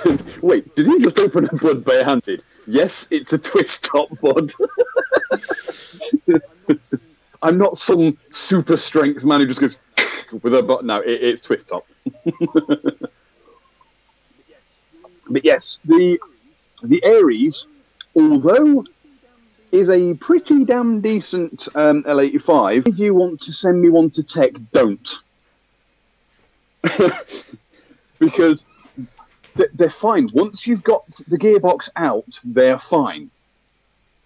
Getting the gearbox out, however, when I first put this one to pieces, from this to having the gearbox in my hand was 12 screws. So just for comparison's sake, none of the other L85s we've talked about needed any tools or any unscrewing to get the gearbox out. No, this does have a body pin. It does have a rear body pin, so the upper and lower do actually split. But that is it. So hang on, wait. You can take that body pin out and split it now. If I remember rightly, it's been a while. No. I don't even remember what that back body pin's for, but I remember... Oh, I never did send you that image. There's an image of me with all the parts spread out across my workbench and me like that. Because it had taken me about 3/4 of an hour just to get the gearbox out. Oh dear, oh dear. Oh, there you go. That's what that... Yeah. See that body pin? That's all it holds on. Off. But you can't even take the... Oh. Yeah, Right. but... yeah, but, I mean... Other than that, externally, it's very, very, very similar to the ICS. I mean, it's got the same elongated, more sort of rectangular-shaped cutouts in the handguard. Although, the cheek riser, or cheek rest on it, is actually rubber on this one. All right, okay. Whereas the Army Armament, ICS, and the G&G, I think, are all plastic. Yes. Again, this has the rubberized butt pad, but it's not quite as thick or as squidgy. It's a really, really hard rubber butt pad on the Aries. Does the real steel have a rubberized or a hard plastic cheek rest?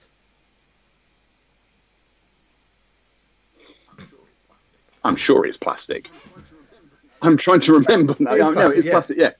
It also it has a rubber butt pad, though, unlike... I tried telling this a while ago. But the pistol grip's a little bit thinner on the Aries compared to compared to any of the other ones we've mentioned. But it's the gearbox that's different yet again. The gearbox, which I have here, is that. Funky door. Wow, what is that gear layout? Does it only have 2 gears? No, it's got 3 gears. Yeah. Yeah. No, it's got 3 gears. It's got the hop-up unit integrated into the... Yes, the hop-up unit is integrated, which I suppose it's not a bad idea because there's no way it's going to be out of alignment. Sorry, I'm just on the Aries page for their L85s, and I've just found a cracker of a line here. Right. M16 magazine compatible.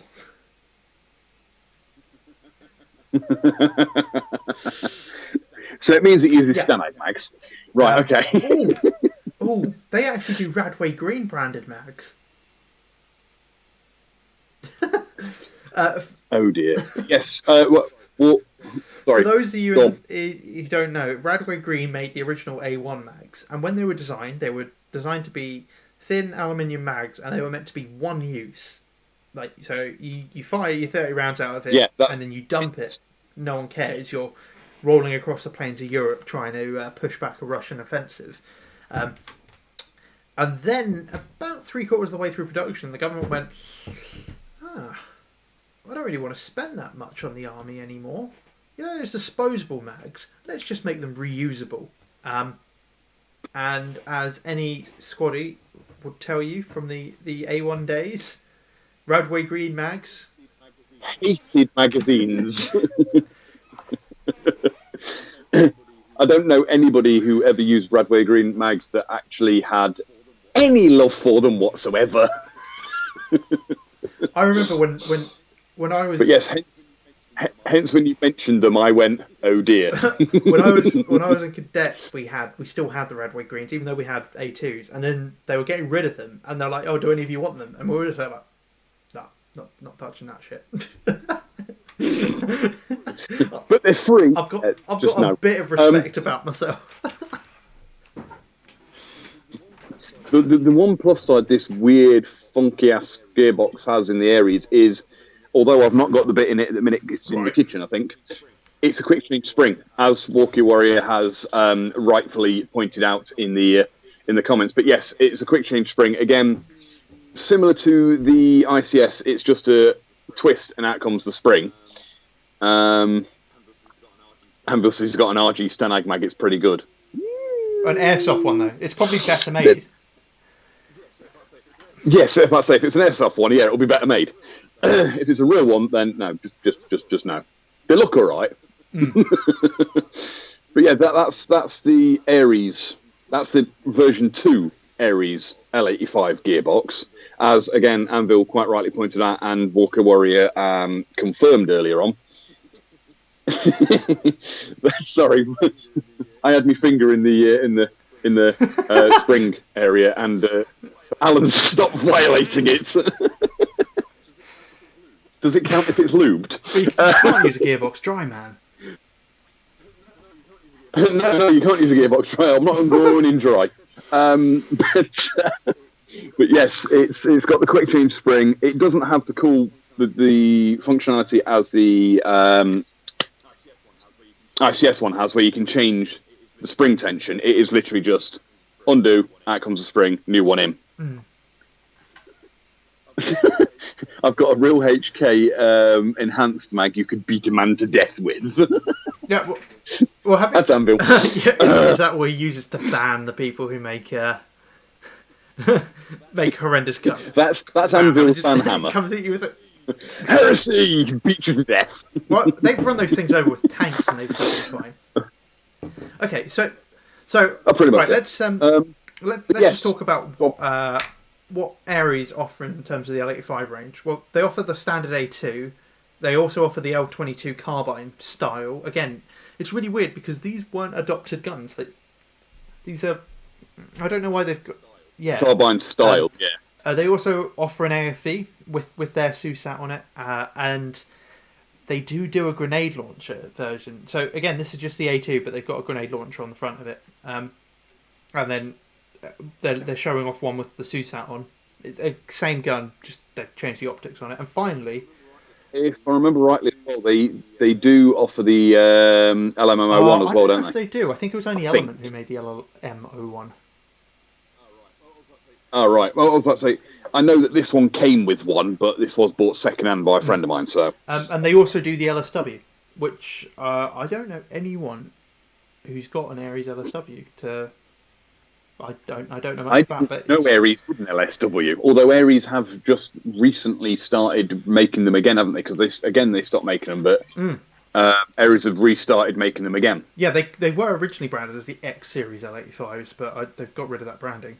What I find funny about this is these are all A2s. They don't have an A1, but they all have Radway Green mags in. Like, these are all Radway Green mags. Yeah, so they are. Which is weird, because I'm pretty sure the AFV ships with the correct 25 round AFV mag that was made by H&K. But anyway, that's enough on that. Aries do quite a lot of the range, but they don't do the A1, and no one does an A1 LSW, which is a bit of a shame. I do, however, have some of Aries products to talk about. The AG80, which is the only... Oh, you've got a launcher. Yeah, which is the only Airsoft SA80 grenade launcher available at the moment. But, for some reason, despite the fact that that Aries managed to get the L85 pretty much spot on dimensionally, they managed to cock up the dimensions of the grenade launcher quite spectacularly. So, will it not fit on the other ones that you've got? Then I take it. Wow, it doesn't fit on the Aries like it should on a real one, and it doesn't fit on any of the others like it would on a real one. So, I think I've 3D printed mounts for it and stuff to try and get onto others, but it's weird. What is it with companies getting so close to getting it right and then not? Wow, the comments are going crazy. What's going on? Ambles just mentioned that thing I showed you yesterday, and you was like, "Wow, that's rare." Oh yeah, that thing. The original Aries hard case. Yeah. So. Again, not mine. So I've just seen a bit of a debate in the comments going on about ATC. Joining the ATC was the worst thing to do. I got the best of both worlds. I was part of a combined cadet force, so I was an air cadet, so I got to go flying, but then I just got to crawl around in the mud with all the army cadets as much as I wanted to. So I got a lot of gun time and a fair amount of flying time, including a helicopter trip through the centre of London, hanging out the back of a Merlin, which was fun. I never joined the cadets. You went and did it for real, but I'm not allowed because of because of allergies, which is annoying. So I try and help the only way I can, which is with engineering ability, I guess. Yeah, to be fair though, I tried to help any way I could, and then dumbass came home after completing basic training and snapped my leg in two and was medically discharged. And now, so yeah, no. Now I'm going to get all the hate because I was in CCF and apparently CCF was the worst. But hey ho, you've already got the hate. Rifleman Delta's just put CCF. The difference was though, because it was in my school. Every lunchtime I got to go shoot 2-2s because why not? that is a plus side. Anyway, enough of my seedy past as being a little cadet, snotty cadet going around spaces and annoying regulars. On with the show. So the Aries, built like a brick shithouse. It is built like a tank. I mean, you literally, well, to be fair, you could club anyone to death with any of the L85s, but the other ones would break bits. This one would break bits on the person you was hitting them with. Although, I don't think I've ever seen any Airsoft L85 broken externally other than maybe the handguards. And the charging handles. This bit. Yeah, okay. Yes, because the charging handle's loose on this one. Sorry, Amber's just put, you shot every lunchtime and you still can't shoot. It's very, very different shooting paper targets than it is shooting people in the woodland when I'm blind and I don't wear glasses when I play, so everything's a fuzzy mess.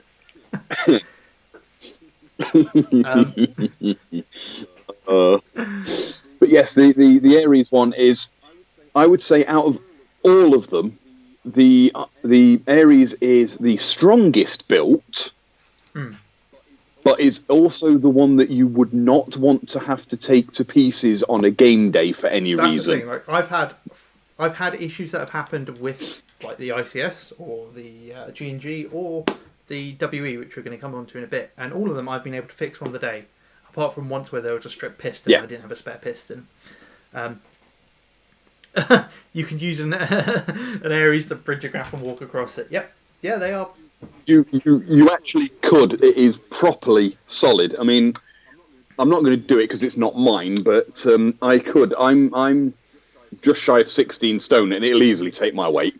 Yeah, I think. Yeah. So, but again, I don't really see the point in spending the money on the Aries. I think it's a great wall hanger, like spot on. Yeah. How robust is the UBB on the G&G? I haven't had any problems with it. I've used mine for 4.5 years and it's fine.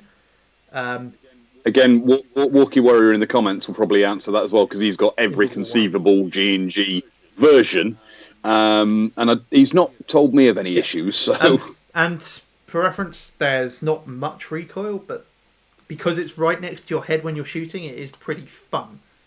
Like, again, demo's sake, look, my face is here looking down the side. Yes, Mr. Puffin, yeah, that's why you can't shoot him left-handed. But yes, Puffin, that is why you carry a backup gun. I tend to have about 9 with me on the day. Well, Mr. Puffin has played a game day with me, so he knows how many guns I rock up with, including parts of his own, funnily enough, to the game day we went to. I get some flack for forgetting my guns once. I've seen. I am on your group's Facebook Facebook page. them. Yes, but I did still have 4 or 5 in the car. The worst I've done is rocked up to a game day and then left my rig at home with all my loaded mags in them and just been there like, oh, fuck. And the worst I've this one. Forgetting 2 sniper rifles, a shotgun, and a AR, and but I had 2 MP7s and my trusty Armament L85, a Barrett 50 cal, and a shotgun with me. Oh, and I had the nano gun with me as well. God. Okay. All right. Anyway, back onto topic. I think the Aries are very good if you want a wall hanger or a prop rifle, or if you have been in the forces. If you're not the one teching on it. If you're not the one teching on it, they are solid, but I think the G&G or the ICS is better skirmishable, has better skirmish potential. Yeah, I mean, if you're buying new and your choices are the Aries or the G&G to G&G to you. If you can get an Aries second hand and it's been teched on and it is proven to be a damn good rifle, then yes, go for the Aries if you can get it cheap, because they are really strong, robust rifles. But yeah, brand new. Don't worry, Mark, you've just been topped in the comments. Aldred309 UK, he said he went camping in Cornwall and forgot his tent poles, but he only left them at home, and it's not that far away, just Lancashire. Oh, effort. Oh, that's beautiful. Yeah. But I'm the one who still gets called the blithering idiot. Yeah. Thanks.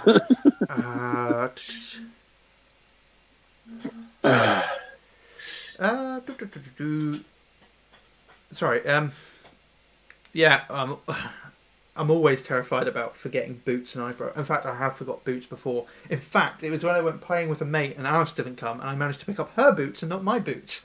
And I have big feet. She has small feet. I've seen Alice. There's a bit of a size. Yeah, that was a fun day. iPro is one thing I admit I don't think I'll ever forget, because I wear, unless obviously it's dark out, no matter when I leave the house, I wear shades, and all of my shades are ballistic shades. So what I tend to do, I rock up the site and I've got ballistic shades on already, so I'm all right. What I tend to do is my main ones go in my bag, and then I have spare sets in my gun bags. So even if I forget my main bag and I go with my guns, I've still got iPro. That's one way of doing it, yeah. Walkie Roar, EBB. Have you ever had any issues with your G&G EBBs? I really haven't, apart from when I've stripped it. Sometimes I've let the spring go fly, but in game I've never had issues with them. Yeah. And Walkie Warrior is also saying about the EBB. Apparently you could get a kit for the Aries to make it EBB, but I don't see how. Because that's the top of the Aries box. Weird. Who knows? Maybe it's a different gearbox you have to put in, like the potentially the LCT AK, which we all know is the best recoil system in the world and never ever breaks or throws your gun to pieces. I'm just waiting. Oh, and Bill. Do I hear screaming?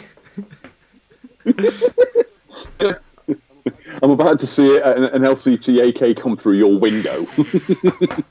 Hey, I'm kind of tempted to see if that gearbox is the E&L. Anyway, I didn't know they had thermal sights on the A3. Oh, I guess they do. Ouch. Was that Anvil's comment that you just read? Oh, gee. 55-minute penalty. Ow. So I forgot my iPro once on a game day, and this is why I never do it again. So this was when I was at uni in Southampton, and we were playing a game day. It wasn't that far away. Just the jail in Oakham. Oh.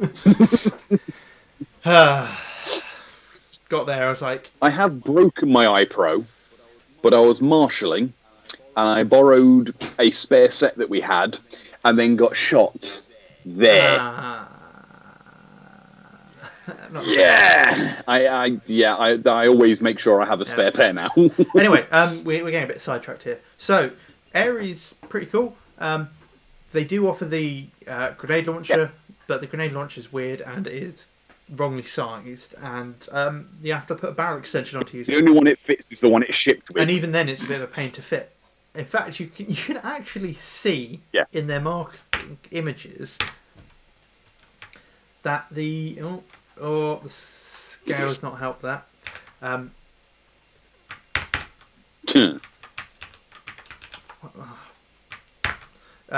can actually see in the marketing images for it that the pin that's meant to go through the gas block doesn't line up with the gas block. Like, the centre of that pin is pretty much on the front edge of the gas block. When it comes up on my end, I'll have a look. See. So yeah, that's a bit of a pain. Yeah, you're going to get weirdly thing. Yeah, I think it was the Star that had the EBB. So Star became Aries, and I think they changed the design slightly between the Star manufacturer run and the Aries manufacturer run. So you will hear Star out there, but Star and Aries are pretty much interchangeable. Yeah, Star and Aries, they're basically the same thing. Okay, so Aries, not much point. Those are for old boys. Back in my day, it used to be called Star. All right. Anyway, so I think we've pretty much. Sorry. 30 years ago. Gold. Anyway, so Aries, I wouldn't buy it nowadays unless you want it as a really high quality wall hanger. But I'd still say that G&G. Yeah, like I said, unless you're getting it from a trusted tech who's made sure it is 100% bang on, and they're selling it off cheaper than a G&G ETU brand new. I mean, and the thing is, I think the G&G externally is probably 95% as good as the Aries. Yeah, I mean, it's got a little bit more flex in it than the Aries, but I mean, the Aries has got about as much flex as an iron bar. Yeah, that's true. So Anvil has come with his Fountain of Jesus gun knowledge. Aries were the OEM for Star, and then realised that actually we don't need this middleman. Oh, blessed be the Anvil. Thank you for bestowing this knowledge. Excellent. Danny is off to bed. Sleep well, my friend. And there shouldn't be too much more. We're just going to talk about the Wii. Yeah, we've just got to talk about our Wii now. Indeed. Which again, I don't have. So moving on, Neither do I, and I've never used one either. I've taken one to pieces. I have one. I've used it. It was good fun. I have one. I use it. It is good fun. And I plan on using it more now because I felt inspired by a certain gas blowback live stream that aired about a month ago. I can't think what that one was. It was a small channel that no one really watches. Yeah, it's a small channel. Airsoft. That was it. Carl from In Range. Oh wait, no. Yeah. So WE is the gas blowback offering, and if you have used a real L85 at some point or any SA80 platform, this will be the most comfortable to you because it pretty much works like the real one in terms of disassembly. And it takes down exactly the same. Other than it doesn't have the kind of almost two-stop takedown on the rear body pin to hold the spring, but it's a much weaker spring, so it's not going to fly across the room and embed itself in the wall. It does have though that little. It does have a little metal tab that holds the spring guide in place, which the real one doesn't have, which is quite nice. Yeah. So yeah, the WE gas blowback. It's basically any of their other gas blowback guns, just in bullpup form. So uses their standard. Yeah, it's basically any other GBBR, but shaped like an L85. And I think someone has taken the guts out of it and turned it into an AR-18 at some point, because the L85 is just a ballpark to AR-18. Anvil says he got 160 shots out of one gas charge in his GHK GBBR mag today using the stabby technique. Using the stabby technique, yeah. So, Hobbit's just come on and said, yes, Mark. The first gen Wii's, I do know that they were not very good. Although the one I have used in several game days, and I haven't had an issue with. Although I bought it second hand and I got it for £90 because apparently it was totally broken, and it turns out that the fake locking lugs, one of them had snapped off, and that was it. Didn't the first gen Wii GBBRs have an issue with the mag fitment, so it constantly leaked? I'm not sure. There was a guy at our local site. He had, well, I don't know if he still has, but he had a Gen 1 Wii L85 GBBR, and no matter what he did, every time he put a mag in, it started leaking. And then apparently he put some electrical tape around the top of the mag, and it stopped leaking. Right, okay. Fair enough. It fit better in the mag well and stopped leaking. It might have just been certain mags. It could well have been. I know. We had issues with their Gen 1 gas mags, but the one I've got seems to work fine. It's a relatively decent performer. It's pretty well built. I wouldn't say it's spot on. The bolt catch doesn't work on them, but the bolt release does, which is quite nice to see. And there has been talk in the past of rigging up a way of using the bolt catch to trip the empty mag detection. Just checking my charge. Sorry. Clearly, somebody didn't think much of their Wii GBBR. Walkie Warrior says he got his second Wii one in a swap for an Army Armament L85. Oh, that is brilliant. Sod it, I'm not calling him Frodo anymore. He's called Delboy. Lovely jubbly, innit? But yeah, this time next year, Rodney. I don't know what there is to say about the Wii. Really, it's pretty well built. It's pretty solid. It's GBBR, providing you look after it the same way you would do any other GBBR. It's not as Cold weather can cause it some issues though, with it being all metal. Well, you say that. Can. I didn't say does. I said can. It's well, I don't know. I used it on warm days and I've used it in moderate days. I know it works well at 16 degrees because that's the temperature the bunker in Portsmouth is constantly, and I've used it down there. That's his optimal operating temperature. It's good fun. I know I have seen in the past people have taken it. So we only make the L85. I will double check for you, Ruffman. Hang on. You're probably quicker than me. No, I don't want to subscribe. L85 series. Huh. Give me the L85 series, thank you. Yeah, they make the A2 and the A2 in tan, which they've made for years, but this was before the army kind of, actually started properly tanning their L85. So it makes a good base if you're going to do an A3, that's for sure. You're looking about. Just the first place I've looked. I won't name any names, but the first place I've looked, you're looking about £400 for the Wii GG. £400, yeah. Free one. Yeah, about 400 quid for the A2. That was the last price for a company that has it out of stock at the moment. They don't update their price until they get it in stock, though, so that might go up. Right. Yes. You're out of stock. 400 quid.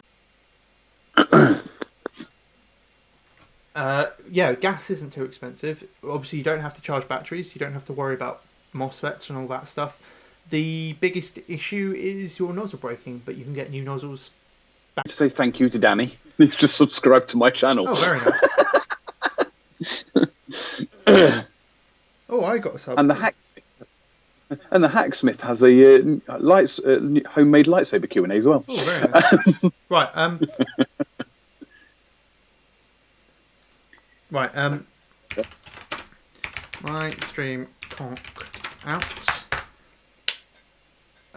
I think we are back on now. Right. Are people seeing us? Hopefully you're still seeing us. I just had to restart the stream on OBS. Sorry about the issue. My internet provider, bastards, decided to just randomly kick me off their network for a minute or two. I had to go do a hard reset, cold restart. It's very complicated. He smacked it with a hammer. Yeah, pretty much. I unplugged it and plugged it back in. So we're back. Anyway, before I went like... Oh, whoa! I just Skype. No. Oh, please don't tell me the internet's just gone again. Mark, no, Mark.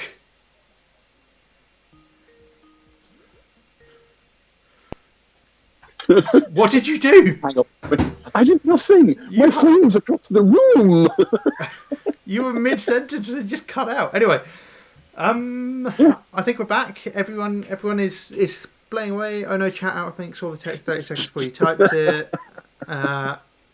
Yeah, that's perfectly reasonable. You guys watching are about 30 seconds behind us talking. It's really annoying, but hey ho. So hopefully they didn't notice the Skype hanging up and coming back on. Well, they did. They'll be talking about it now. Excellent. So yeah. Where were we? We were on the WE. Last thing, somebody's just said, who was it? Aldred put, last thing we got was you explaining about the nozzles breaking off. Yeah, WE nozzles can break, especially if you do high rates of fire. You get cooling down issues because obviously it's a plastic part and it's having expanding gases in it, and then it can get brittle and shatter. But do they do a metal nozzle for that, or is that not advised? There is an external. There is third-party metal nozzles you can buy. I think Angry Gun make them. Yeah, I would have thought they would actually perform a little bit better. They maybe. The issue is as at least as Gaz said on. Can you get a replacement Ben? I think can you get replacements for the nozzle? Can you get a replacement Ben? No, God damn it, you can't replace me. You can. They're just WE-M4 nozzles. In fact, I use a third party one of mine. It's plastic, but it's got a adjuster in there already. Cool. So because gas guns work on expanding gases, you need to put an adjustment on it. They call them an MPAS, which is negative pressure air system, I think, which effectively adjusts the amount of gas that goes down the barrel into the blowback unit. So like a flow restrictor. Effectively, you can also get flow restrictor discs, which do that. They restrict the flow. I didn't know, because I've believe it or not, other than pistols, I've never used GBB. They are quite fun. I've used real rifles, just not GBB. Yeah, well, that's the thing. GBBs are They're great. Bigger pistols. They are bigger pistols. And yeah, they're good fun to play with. Obviously, you don't have the same rate of fire and volume of fire that you can get out of an AEG because you're limited to 30 rounds of mag. So but that's more for. I mean, it's you tend to find more people who are more into realism, like Anvil, for instance, and Gaz and Ben. Not you, other Ben. Webb. Yeah. Who are more into their realism tend to prefer your GBBs because you are restricted to real cap mags and you can't spam the trigger all the time. Yeah. And if you do just hold on full auto, it's gonna just at you. Yeah, that's the thing. So they're great fun. They are expensive in terms of buying them and buying the mags for them, but and then you've got the mag, got the gun. It's just the gas and the upkeep. Which as Gaz on Anvil's stream said, upkeeps. It's not difficult. Yeah, it really isn't. It's if it's less than having to maintain a real firearm. And theoretically, it's less than AEG maintenance because you just do a little every game day as opposed to quite a lot in one big go. Yeah, from what I got from what Gaz was saying on Anvil's live stream was basically as long as you keep your barrel clean, you're all right. Yeah, and make sure there isn't dirt and detritus in your action, effectively. Which in an L85 it's real easy. It's only got 1,000,001 holes in it. Yeah, detail. Well, if you think about it, though, your rear trunnion should block most of the crap getting in those front and back. Yes, this is true. Well, unless you're prone to keep laying it down in the ground. Just keep your close your dust cover as much as possible. Yeah. Guys, my nearest field is a very nice G28. Why would you want a G28?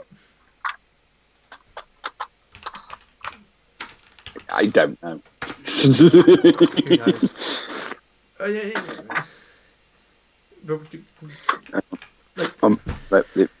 Just don't fall over again. If you want a 7.62 rifle, get an SLR. Yes. Are you getting talked? Yes. You're getting talked up by a cat. I am. I've got the lounge window open because with this here and the light shining on my face, I've got a curtain across there to, disrupt any audio vibrations. I've got the lounge window open to get it nice and cool because it gets quite warm in this bit, and then I've got a cat sitting on the window going like that. Hello. Hello. Do you have milk? I have several guns around me to clear him off.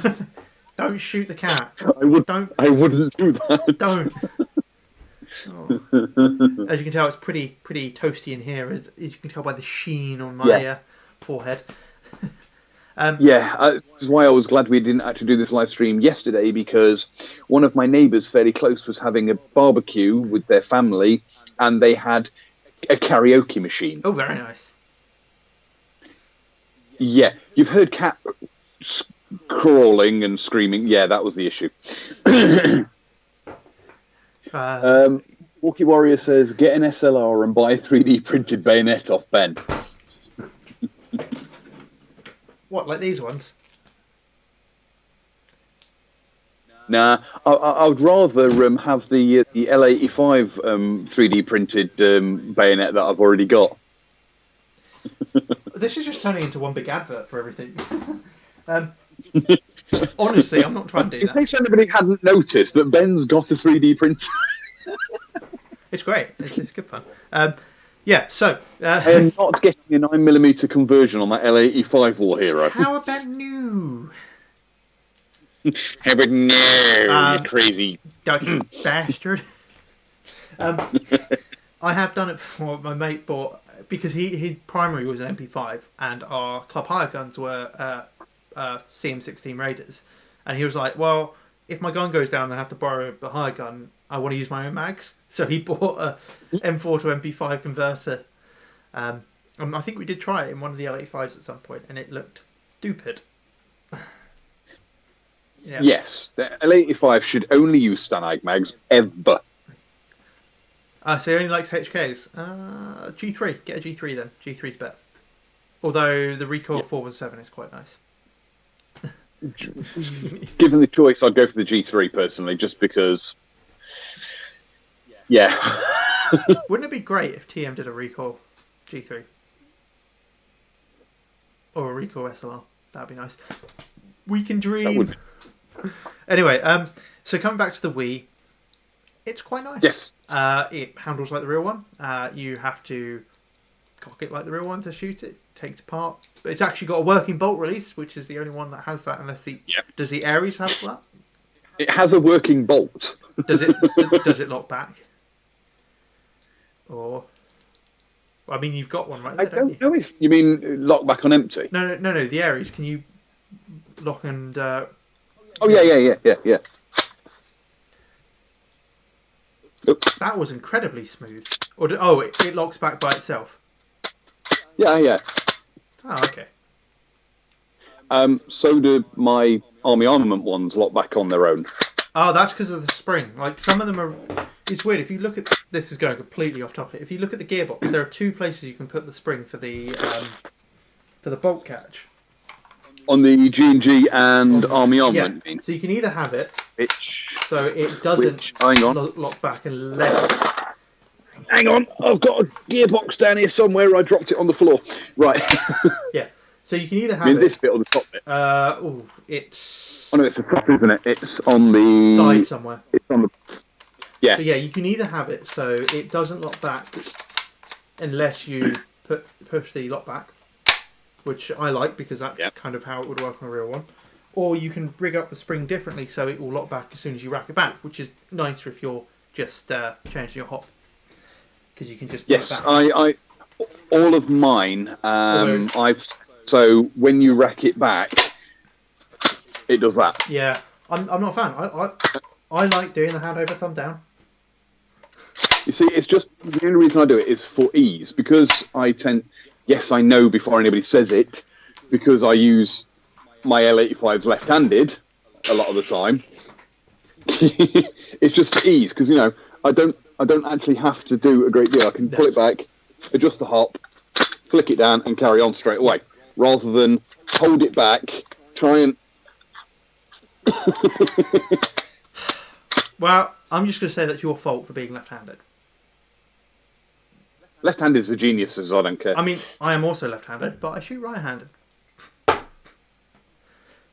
I can shoot right-handed. Perfectly fine. Maybe that's why I miss all the time.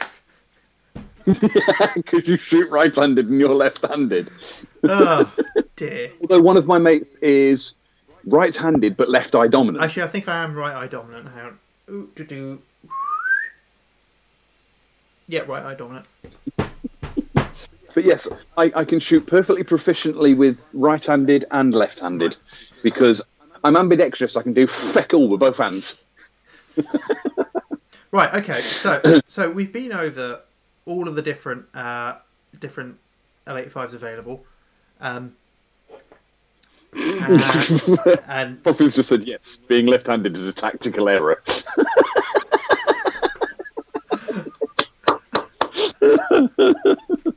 I was born this way, damn it!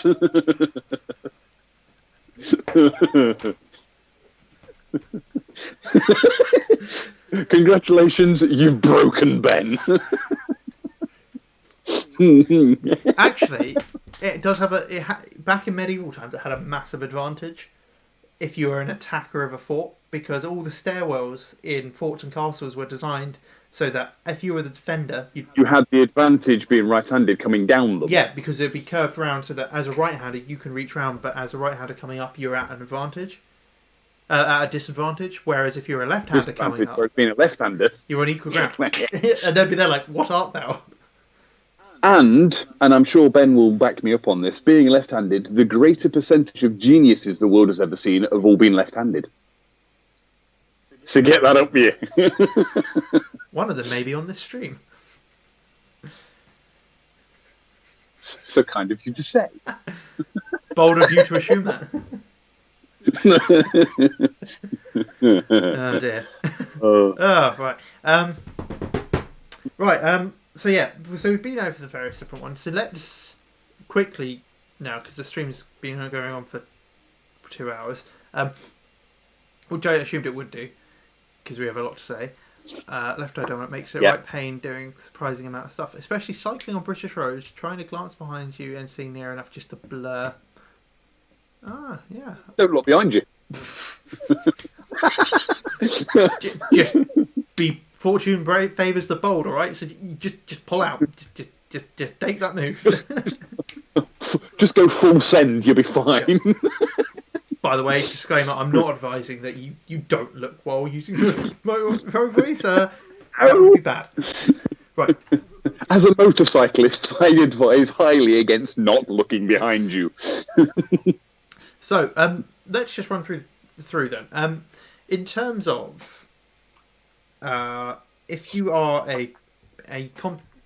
competent, if you are a seasoned airsoft player with a fair amount of technical knowledge, and you're looking for getting into the L85 brand and you don't want to spend all that much money, I think the clear choice is the Army Armament, because you can pick them up for 60 quid boneyard, and most of the time it is trivial issues like.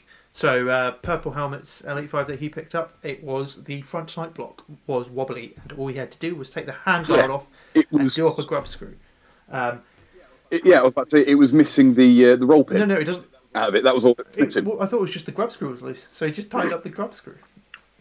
Yes, well, he put more in it, but yeah, it was just missing its fastener, basically.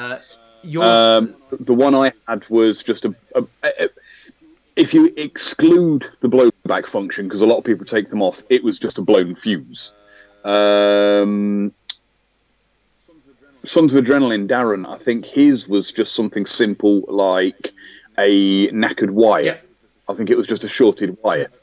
A lot of the time, these boneyard ones are something really simple, because I don't know what it's like now, but Army Armament's QC for quite a long time was not very good. I thought one of them was, the gun was absolutely fine, it was just the battery that came with it was naff. Yes, you're right. That was Darren's one. It was just, battery was dead. He put a new battery on it, absolutely fine. So you can pick them up for about 60 quid, and then with 40 quid's worth of upgrades, you can get them running pretty well. Yeah, I mean, like I said, all I did with my second Army Armament L85, which is the 2016 re-release, it was just bought. It was a new motor. I just put a high torque motor in it. I won't say the brand because we're not shouting out any brands specifically, but it was just a high torque motor I put in it. I had Walkie Warrior fit me an active braking MOSFET, and I just put 7.4 LiPo on it. Bosh, done. Yeah. Away you go. Yeah, it's pretty simple. I'm sorry, I'm a bit confused. Walkie Warriors. Sorry, I was laughing at Walkie Warriors. Wait, what's usually bought by players loyal to UCAC? I'm confused. Yeah, okay, I'll wait for clarity on that. But yeah, so really, you're waiting to. So if you're buying boneyard, it's going to be about £100 to get an up and running gun normally, and if you're buying new, it's going to be just over £200 to get a very decent field gun. And the big thing with to get a decent field gun, which is half the price of a G&G, and it's basically a G&G. Although it's not on the same level because it doesn't have the ETU system. And no, it doesn't have the ETU, and the tolerances aren't as good. And it's an A1, which players that don't know anything about Airsoft SA80s. Don't. What? By the Army Armament ones? Oh yeah, by the Army Armament ones. Say they're crap and then send them back as broken. Yeah, I get you. I like these people who know nothing about them and keep sending them back. Because I keep buying them. Like, a lot of people don't like L85s, and I understand that. It's because they're wrong. It's honestly, it's because it is a very different firearm to handle. Well, it's not even a firearm. It's a very different replica to handle compared to an AR. And I mean, in real steel, because all your action is back here, it's very close to your body. And it is the whole design of the L85 was not designed for CQB fighting through buildings. It was designed for moving across the plains of Europe in the back of an armoured vehicle and then setting up a stag, a watch to defend against Russia deciding it wants Europe. War Hero is so correct. Everyone on Facebook is anti-L85. So they true. are. Oh. And so many of them liken the Airsoft version to the real one. It's just not true. Because they're wrong. Let's not get started on that. That's a whole other thing. No, let's But not. Can of worms everywhere. But the thing with the only thing that really you can't fix with the Army Armament is an A1. So it does have the mag release issue. If you probably don't have it because you run it left-handed, so it's on the outside of your body. But any of you running it the right way, and I don't use any sort of sling anyway. So I've always got it in my hand. But it's not just a sling. It's if you're running like this, you can knock your mag release on it. Yeah, you can. The A2s don't have that issue. Also, it has the stupid cocking handle on it, which I mean looks alright, but does have its issues. On Airsoft it doesn't matter. On real ones it did. It sometimes kicked cases back into the breach where they shouldn't be. All negative sentiment is people hearing that the A1s had many problems when they first came out. This is indeed true. The A1s did. They actually improved them quite quickly. And the A2 is a much better rifle. Most people will never have handled one. And most people who have handled them will have been cadets and will have handled the L98A1, which is possibly the worst firearm in the history of mankind. Yes. The creator of the rifle should be shot. With it. With what? So he won't get shot. They won't get shot because it won't bloody work. I'm still waiting for someone to make an L85 body for a Ruger 1020 to make a current British for actually Britain. So there is a 2-2 conversion kit for the L85. I've used it. It's a straight blowback.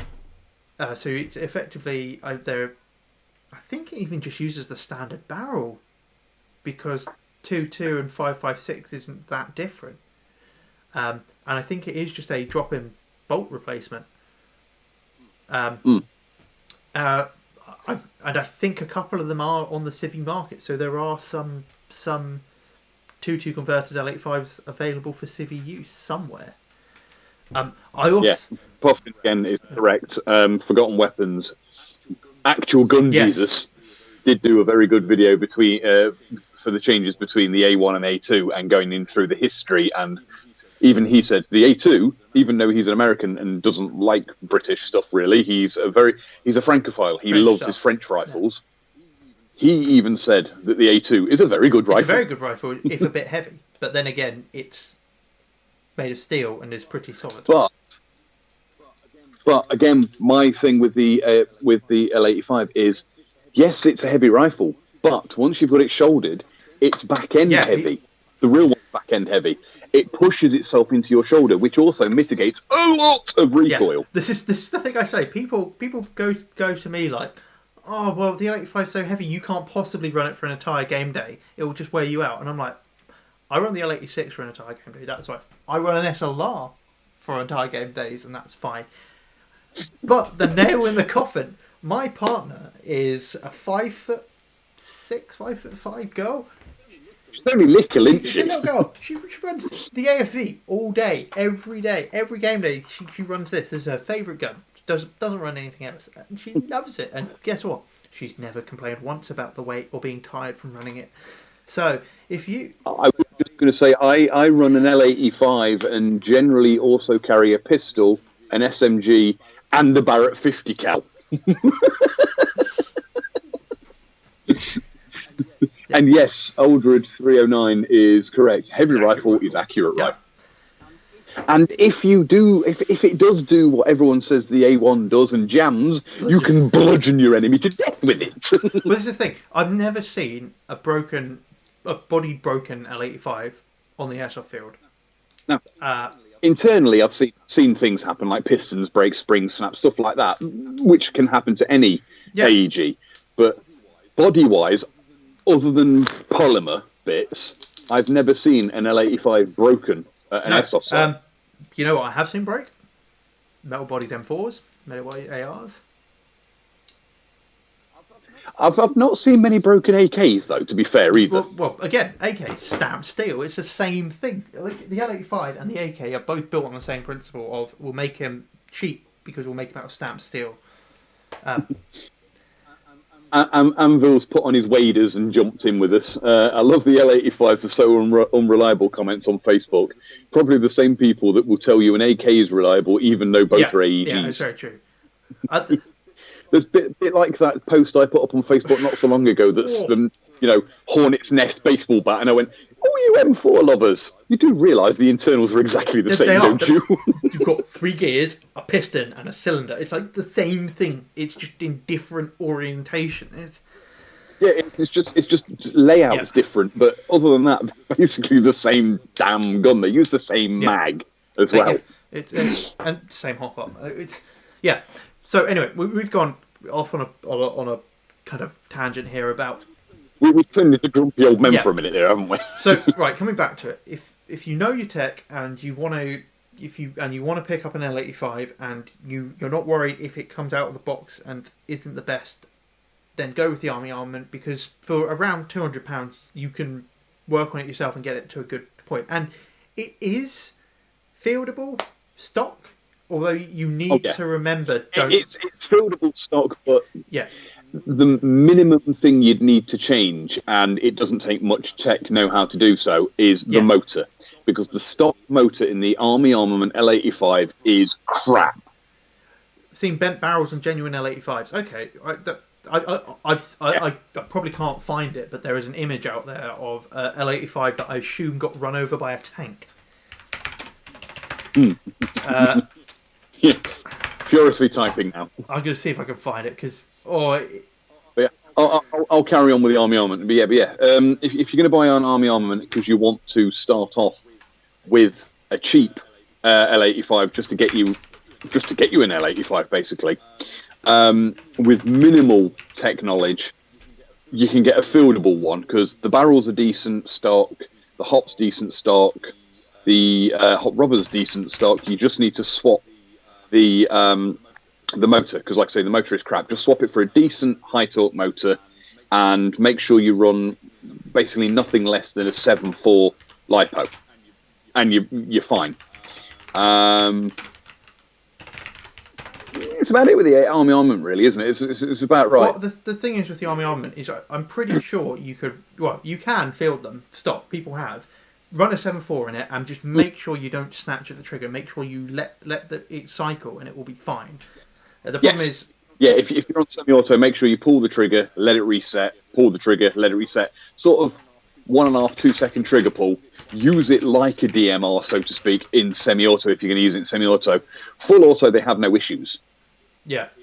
It's just their motors, the stock motor's not very good. And what's Anvil put? It sounds like I should hold out for a boneyard second-hand Army Armament one, really. Yes. Because Anvil's got tech knowledge, and Anvil can make a very, very fieldable L85. Yeah, other than if you're wanting to do an A3, in which case you're going to have to change quite a lot of the externals to match an A3. So you're going to have to weld on a bag release cover. Weld on bag release and bracket. Then you're going to have to weld an A2 handguard. Change the charging handle. Other than that, you should be fine. Although I think if you've got the money to spend, go for the G&G. Yeah, I mean, for someone like Anvil, if you don't want to bother with the mucking about with it, get the G&G ETU, because out the box, run it straight away. So so that brings us on to the next point. So we've gone over that. If you want to buy an L85 to go out and play with today, and money is not a problem for you, or if you're saving up for it, buy the G&G. Out of the box, you can go and play with it, and it will be absolutely fine. In fact, my one back here, barrel in its stock. The hop-up rubber is a G&G green, which is stock. I've got a MOSFET in it because this isn't the ETU version. I changed the nozzle because I thought I broke the nozzle. Turns out I hadn't. And I've put a new motor in because I've burnt out the old motor because I've got a locked brake, active braking MOSFET in there. So it has burnt out over time because I basically use it on semi. But apart from that, pretty much everything in there is stock. It's a good performing gun. The only thing I'm going to do to this, because I put it back to stock to test it, the only thing I'm going to do is change... get my hop rubber and flat hop it, but that's what most people do to every gun. And I'm even going to use a G&G green because the G&G green is a good hop rubber for that sort of stuff. That's all I've done with the Army Armament. Everything is stock except for the motor, the piston now, because I've just upgraded the piston, and I've put a G&G hop rubber in it. And obviously I've got a MOSFET in mine because obviously it's not got an ETU, and the Army Armament ones, like the Gen 1 G&G, were prone to semi-auto lockup. That's just to mitigate that. Walkie Walker's pointing out that the only thing that lets down the A1 is the plastic, and I will say, comparing the plastic on the Army Armament here to my G&G, it is very noticeable, the difference between them. In fact, I didn't like the handguard at all, so I instantly threw my G&G handguard on it because it's a lot better. This feels a lot more realistic to me than the other one, than the Army Armament stuff. But Mark will attest to, the G&G and the Army Armament can both take real steel polymer parts. So that sounds weird. And Walkie Warrior will attest to that as well, because one of my real handguards he sent me, and they all fit absolutely fine. They are a proper 1-1 scale. They'll just drop straight on. Yes, I was looking at Professor Day's one as well. He found the blue cheek handle AA model for 179. It is a metal body. If you're looking at the Army Armament one, Professor Day, it is full metal. It's exactly the same as my one here. Just the plastic and polymer parts on it are blue. Just respray them, and you have a proper AA. In fact, that one is one of blue. I didn't paint it. That is 2016. That's a 2016 Army Armament L85. That started life. All the polymer on it was blue. As you can see by the worn down paint there. Again, I didn't paint this. This was painted by I think Al. Did I don't know. I'm not sure whether he sprayed it or it was pre-sprayed. But yeah, it came blue and it was sprayed. And yeah. Anyway. But yeah, decent spray job on a week. So, yeah, that's that. Coming back to the bent L85, I can't find it anywhere, but yes, there's a photo of a real one that it kind of goes, whoop. Yeah, that was Aldred 309 says apparently it was a massive rollover. Yeah, well, I mean, I don't think many rifles would come out unscathed from that. This is true, and yes, War Hero, the AA version you can get with the railed handguard is an A1. It's just got we covered it earlier, but it's basically got a copy of the DD rail on it. They call it the R85, don't they? They call it the R85, yeah, but it'll be the R85A2, which is still an A1. It's just got the different handguard on it. Image of it somewhere. There we go. Open up. Oh, it's coming from the bestest source. Your favourite source. BB guns on. Don't tell everybody. All right. Yeah. Well. Anyway. Oh my God. There's so much spam on this website. Anyway. Professor Day, it's not if you do have a valid defence. And Anvil would jump in and let you know the legal ins and outs of that. I think it was, but again, Airsoft Jesus discussed this with me, and from what I understand, and I've been doing it for years, with a valid defence, you can make it a riff from being. I thought you couldn't take a riff to an if, because that's manufacturing an imitation firearm. Anyway, you can. May have to watch a certain live stream back. Yeah, there's this channel that nobody's ever heard of. Did a really, really interesting live stream on laws around airsoft and all that sort of stuff. So I recommend checking them out. They're actually in the comments at the moment. Anvil Airsoft TV, if you've heard of them, maybe. Click on look through his recent videos. One of them will be all about the laws, which I recommend watching. Very, very, very good. It is a longer video, but it's very informative. If you want to know sort of stuff like spraying your own riffs, correct colours and things like that, and the ins and outs of having a valid defence. But yeah, that DD rail is that rail they've got on there looks kind of like a DD rail, but is definitely not a DD rail. There are some differences between them. Also, I don't think it hinges open. I'm not sure. Anyway, enough on that. I think it does. I actually watched Purple Helmet's one the other day, and he'd got the exact same rifle, and I'm fairly certain it hinges off the top. Oh, you wouldn't happen to be talking about that one there, would you? That'll come up in a bit. Anyway, God, I wish he would make some more videos. I'll drink beer until it flashes up. Yeah, I wish he'd make some more videos as well. The Scottish ball bag. Ball bag. Yeah, that one. Yeah. That video. Okay, so that's a very high accolade in Scotland. Calling them a ball bag. Cool. Anyway, you was attempting a Scottish accent. No, I was just trying not to say the word that he likes to say. The very naughty word. Oh, you mean when he goes, ah, fuck. No. I'm thinking more along the lines of see you next Tuesday. If you catch my Oh, that one, yes. When he says, mark you English, yeah. Right, right, so best out of the box is going to be G&G. ICS, although a very good gun, I don't think at the moment is worth looking into anymore.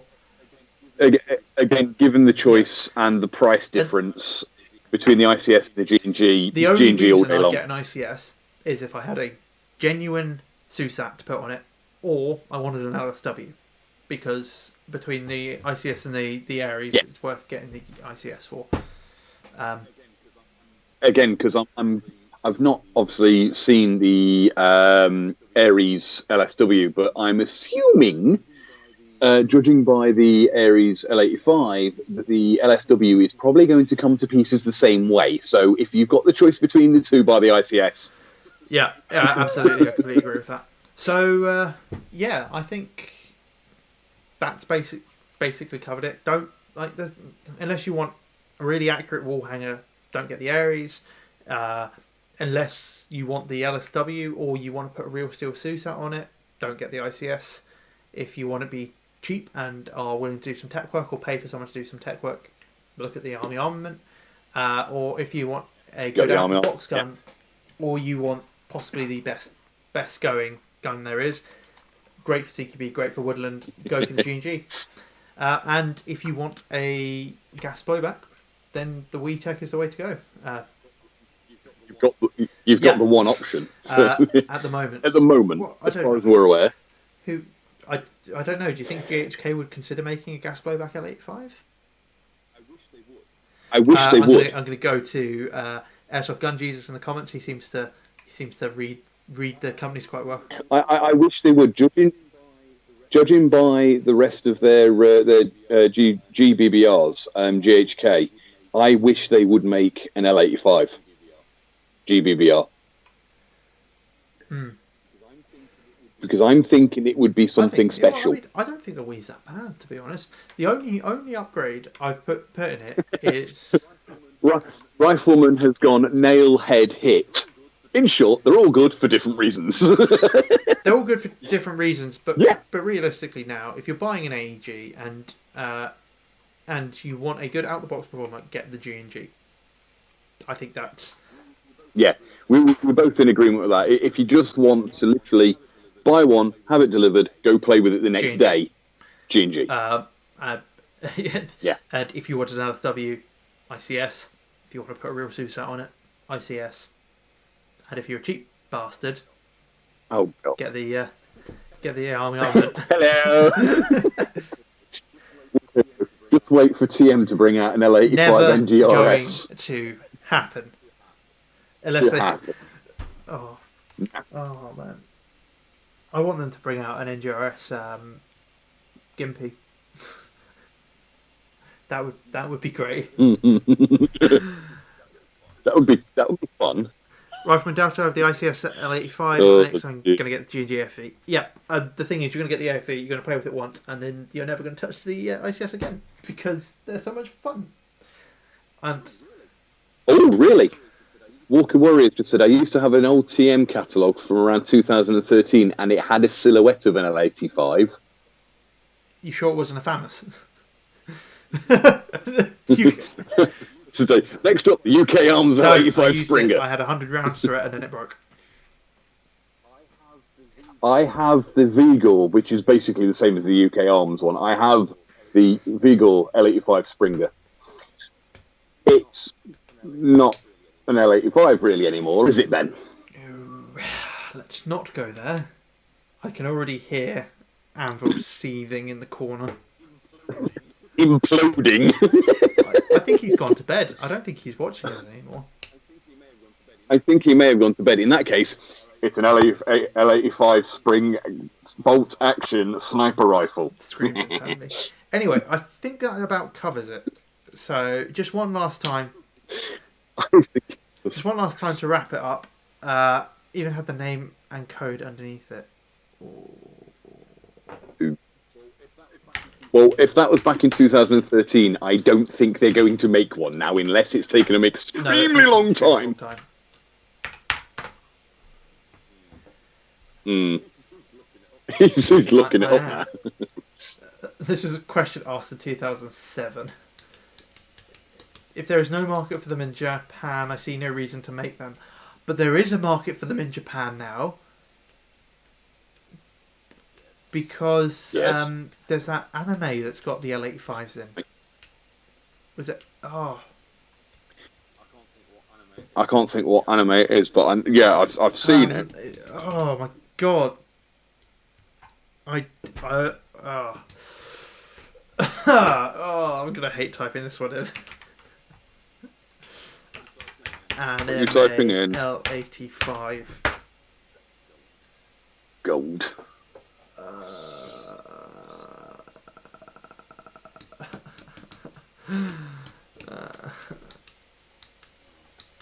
Hang on. Oops. 85 in anime. What's it in? Oh, yes. Apote. Here we go. Apote? Yes. Apote. Yeah, I think it is. Yeah. Yeah. L85 in it. It's quite accurate from the cartoon as well, actually, looking at it. I just clicked on the L1A1 link. Oh. Oh, Jesus. Anyway. Oh, God, I've just gone back to comments and they've gone nuts. What? Oh, geez, we are going nuts. I have to go convince Japan it's new craze. I have to speak Japanese to be able to do that. They're very particular. Well,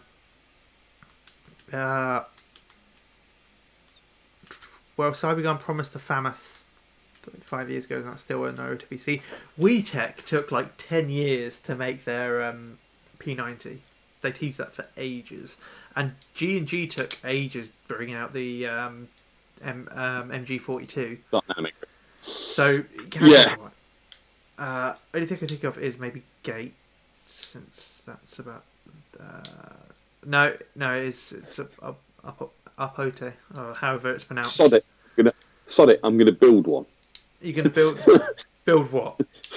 Sod it. I'm gonna build a GBB L85. Build a GBB L85. Why not just I'm just gonna buy a WeTech? Because I have access to so many boneyards. There you go. Start an anime craze. Again, there is already an anime craze. And I'm still not over... Hang on. I'm going to have to show people for this. I'm still not over the fact that if you go to the L1A1 one, this is what scarred me. You go down. Why does she have nipples?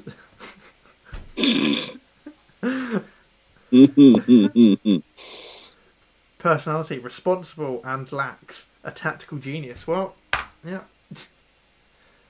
Oh, dear. Man. Oh dear, oh dear, oh dear.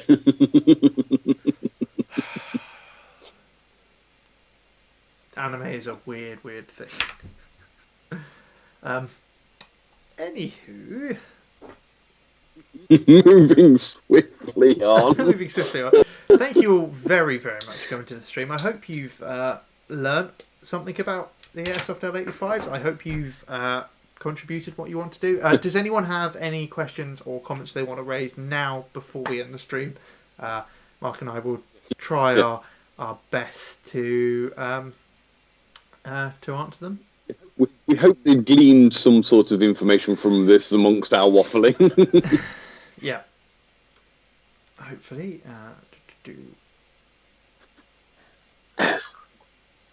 Hurry up and ask your questions. I'm getting decidedly low on beer.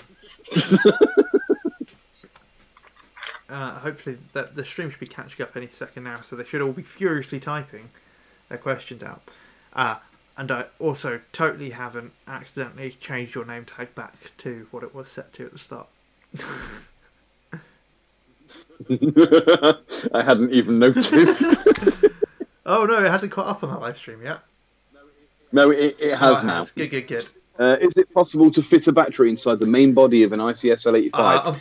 I would say difficult because of that trigger unit. No, I'm just going to say no because of the trigger unit. There is no space inside there. I mean, the only thing you would get in there would be one of them dinky little nano lipos, and that would be no use, no order. The only reason you can get a battery into the AFV, not in the TMH, is because they don't have the barrel in it. So hang on, if I pop it open.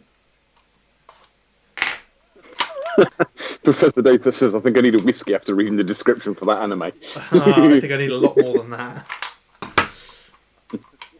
Why do you think I'm drinking? Oh dear. Things. Always take your mag out before disassembling a gun. That always helps. So if you look, there's no outer barrel in this part of no, I don't want of the upper receiver. So so there's actually more space up there to do it. But again, in the ICS, you've got your pogo pins in there, which is going to take up even more space. So unfortunately, you're stuck putting it in the handguard in the ICS. Yeah, like I said, I mean, the only thing you would fit in there would be one of the lipo nanos, and they're about this big, about half the size of a matchbox, but you'd be able to run it for maybe a game. A mag. I bet you it'd be one of those per high cap. Or maybe 2 or 3 mids. How many rounds you fired? How many rounds you fired? One battery. Yeah. Right, any other questions? Trying for the pistol grip. Oh, that's a good idea. Could you get one in the pistol grip? Potentially, I've got a 1450 lipo that would actually fit in a pistol grip. The only issue is how do you get the wires up, because the pistol grip is straight underneath your trigger mech. So. Well, yeah, in the ICS, yes, it would take some careful adjustment. Yeah, I don't even think you could fit a 1300 in the pistol grip. Where is my 1300? Lengthwise, no. Width and height, yeah. You get 250 Mar 7.4 in there. Yes, I've got one of those. But I've got a 1450 micro lipo that would fit in it. It's about the size of a matchbox, slightly slimmer. So yeah, you can't even, like, this is the same size as a 1300. That won't fit. No. So yeah, you were a bit limited. I thought I knew what anime is. I clearly don't know what anime is. Don't worry, I don't think anyone knows what happens in Japan. I don't know. No. I could ruin Puff in here and just list a few animes for him to look up. That would ruin him. No, please no. 1,000 Mar 9.9 life. Puffin, come see me after class. Oh dear. Oh dear. Dear. Speaking of TV shows, things that people should watch that's got L85s in, Bluestone 4-2. You've seen Bluestone 4-2, right?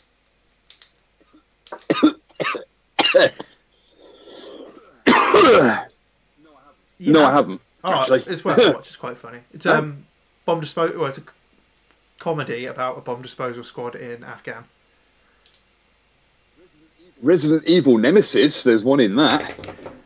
Firefly has them, and wait for it. Star Trek Deep Space Nine has L85s in. Yep. Really? In all of 3 seconds of one episode. Oh, right, I spotted okay, it straight well, away. There's an episode where they end up back in time in about 2022, I think. No, 2026, and the previous president of America had completely screwed over the economy, and there were like massive slums, and then there was a massive class divide, and the ruling class wore Elizabethan style clothing, and then they had the police roaming these slums in San Francisco, and some of them carried L85s. You see it for all of like 3 seconds, and you're just like, I know that. Cool. The L85 in Res Evil is on the bridge for about 4 seconds. What else? Battlestar Galactica.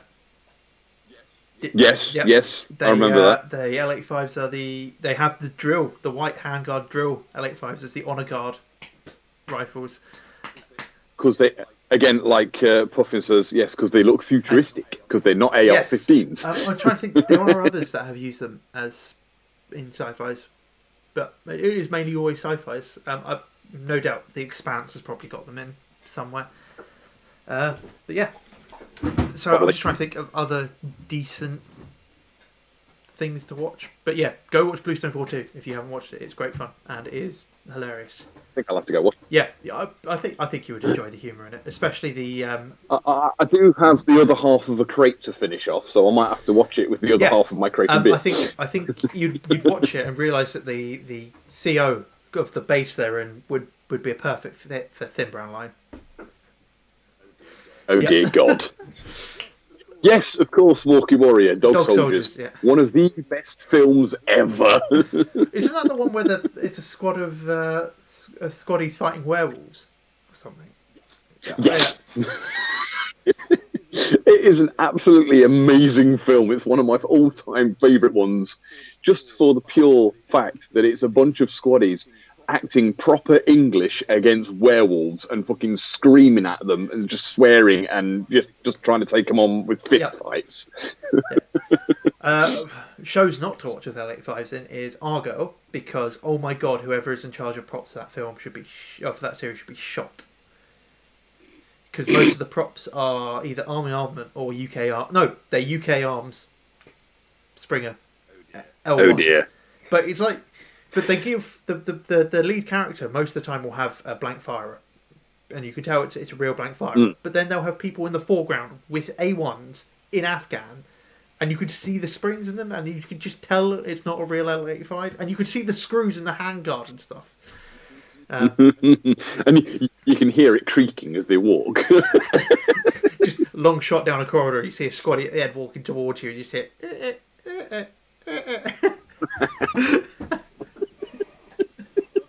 Oh dear. Right, I think that should about wrap up the stream. Thank you all for coming and watching. I hope you've enjoyed this. This has been good fun. I have enjoyed interacting with the comments and discussing all of this. One of the few things I have a fair amount of knowledge about, and I'm glad that there are other Trekkies out there who know exactly what I was referring to when I said DS9, which is great. We're just looking to make sure I haven't missed out any of the comments. Transformers has LSWs in. Did not know that. I hadn't noticed. I may have to go watch it. Which Transformers? It's a lot.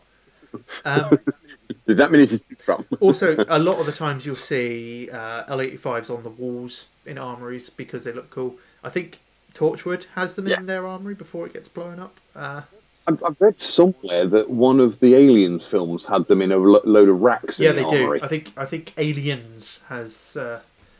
In fact, they had a load of L85A2s in the Transformers 2. They had a load of L85A2s in the racks. Let's have a look. L85. Aliens seen on gun racks. In the extended edition, so that would have been A1 because it was 86. Director's cut. Yeah. 28 days later. What was that? Yes. Of course, they're in 28 days later because the MOD's called in. Yeah. Day of the Triffids. They were carrying A1s. Shaun of the Dead. No, they don't. I think they come out with G36s. Yep. Do they? I may have to rewatch that. You do realise I'm just going to be watching films all night now. Apparently they're in Doctor Who with and without surefire weapon lights. I remember one of the prototypes. I think it was the XL70. Was in an episode of. What is it? The Professionals. Like one of the police officers just randomly has an XL70. Just like, why not? Just not. L86's A1s were in A Sound of Thunder. A2, the only film it was in Argo, apparently. Okay, someone else has spotted that. Yep, XL64 in The Professionals.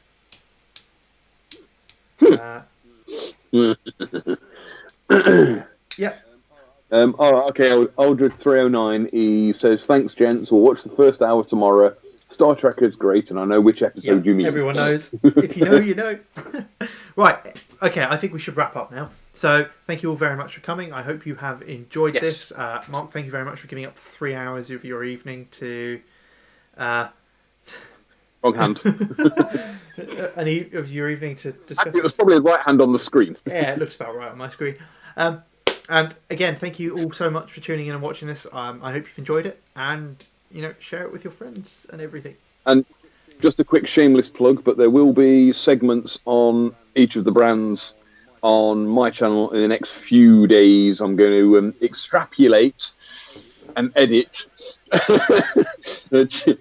bits and bobs from it, and so you'll be able to watch just specific segments if you want to on my channel. Yeah. So once again, thank you all for tuning in. I hope you had a good night, and we'll see you all soon. Hopefully now it should. It's been real. Yeah, something. It's been. And on that bombshell, good night.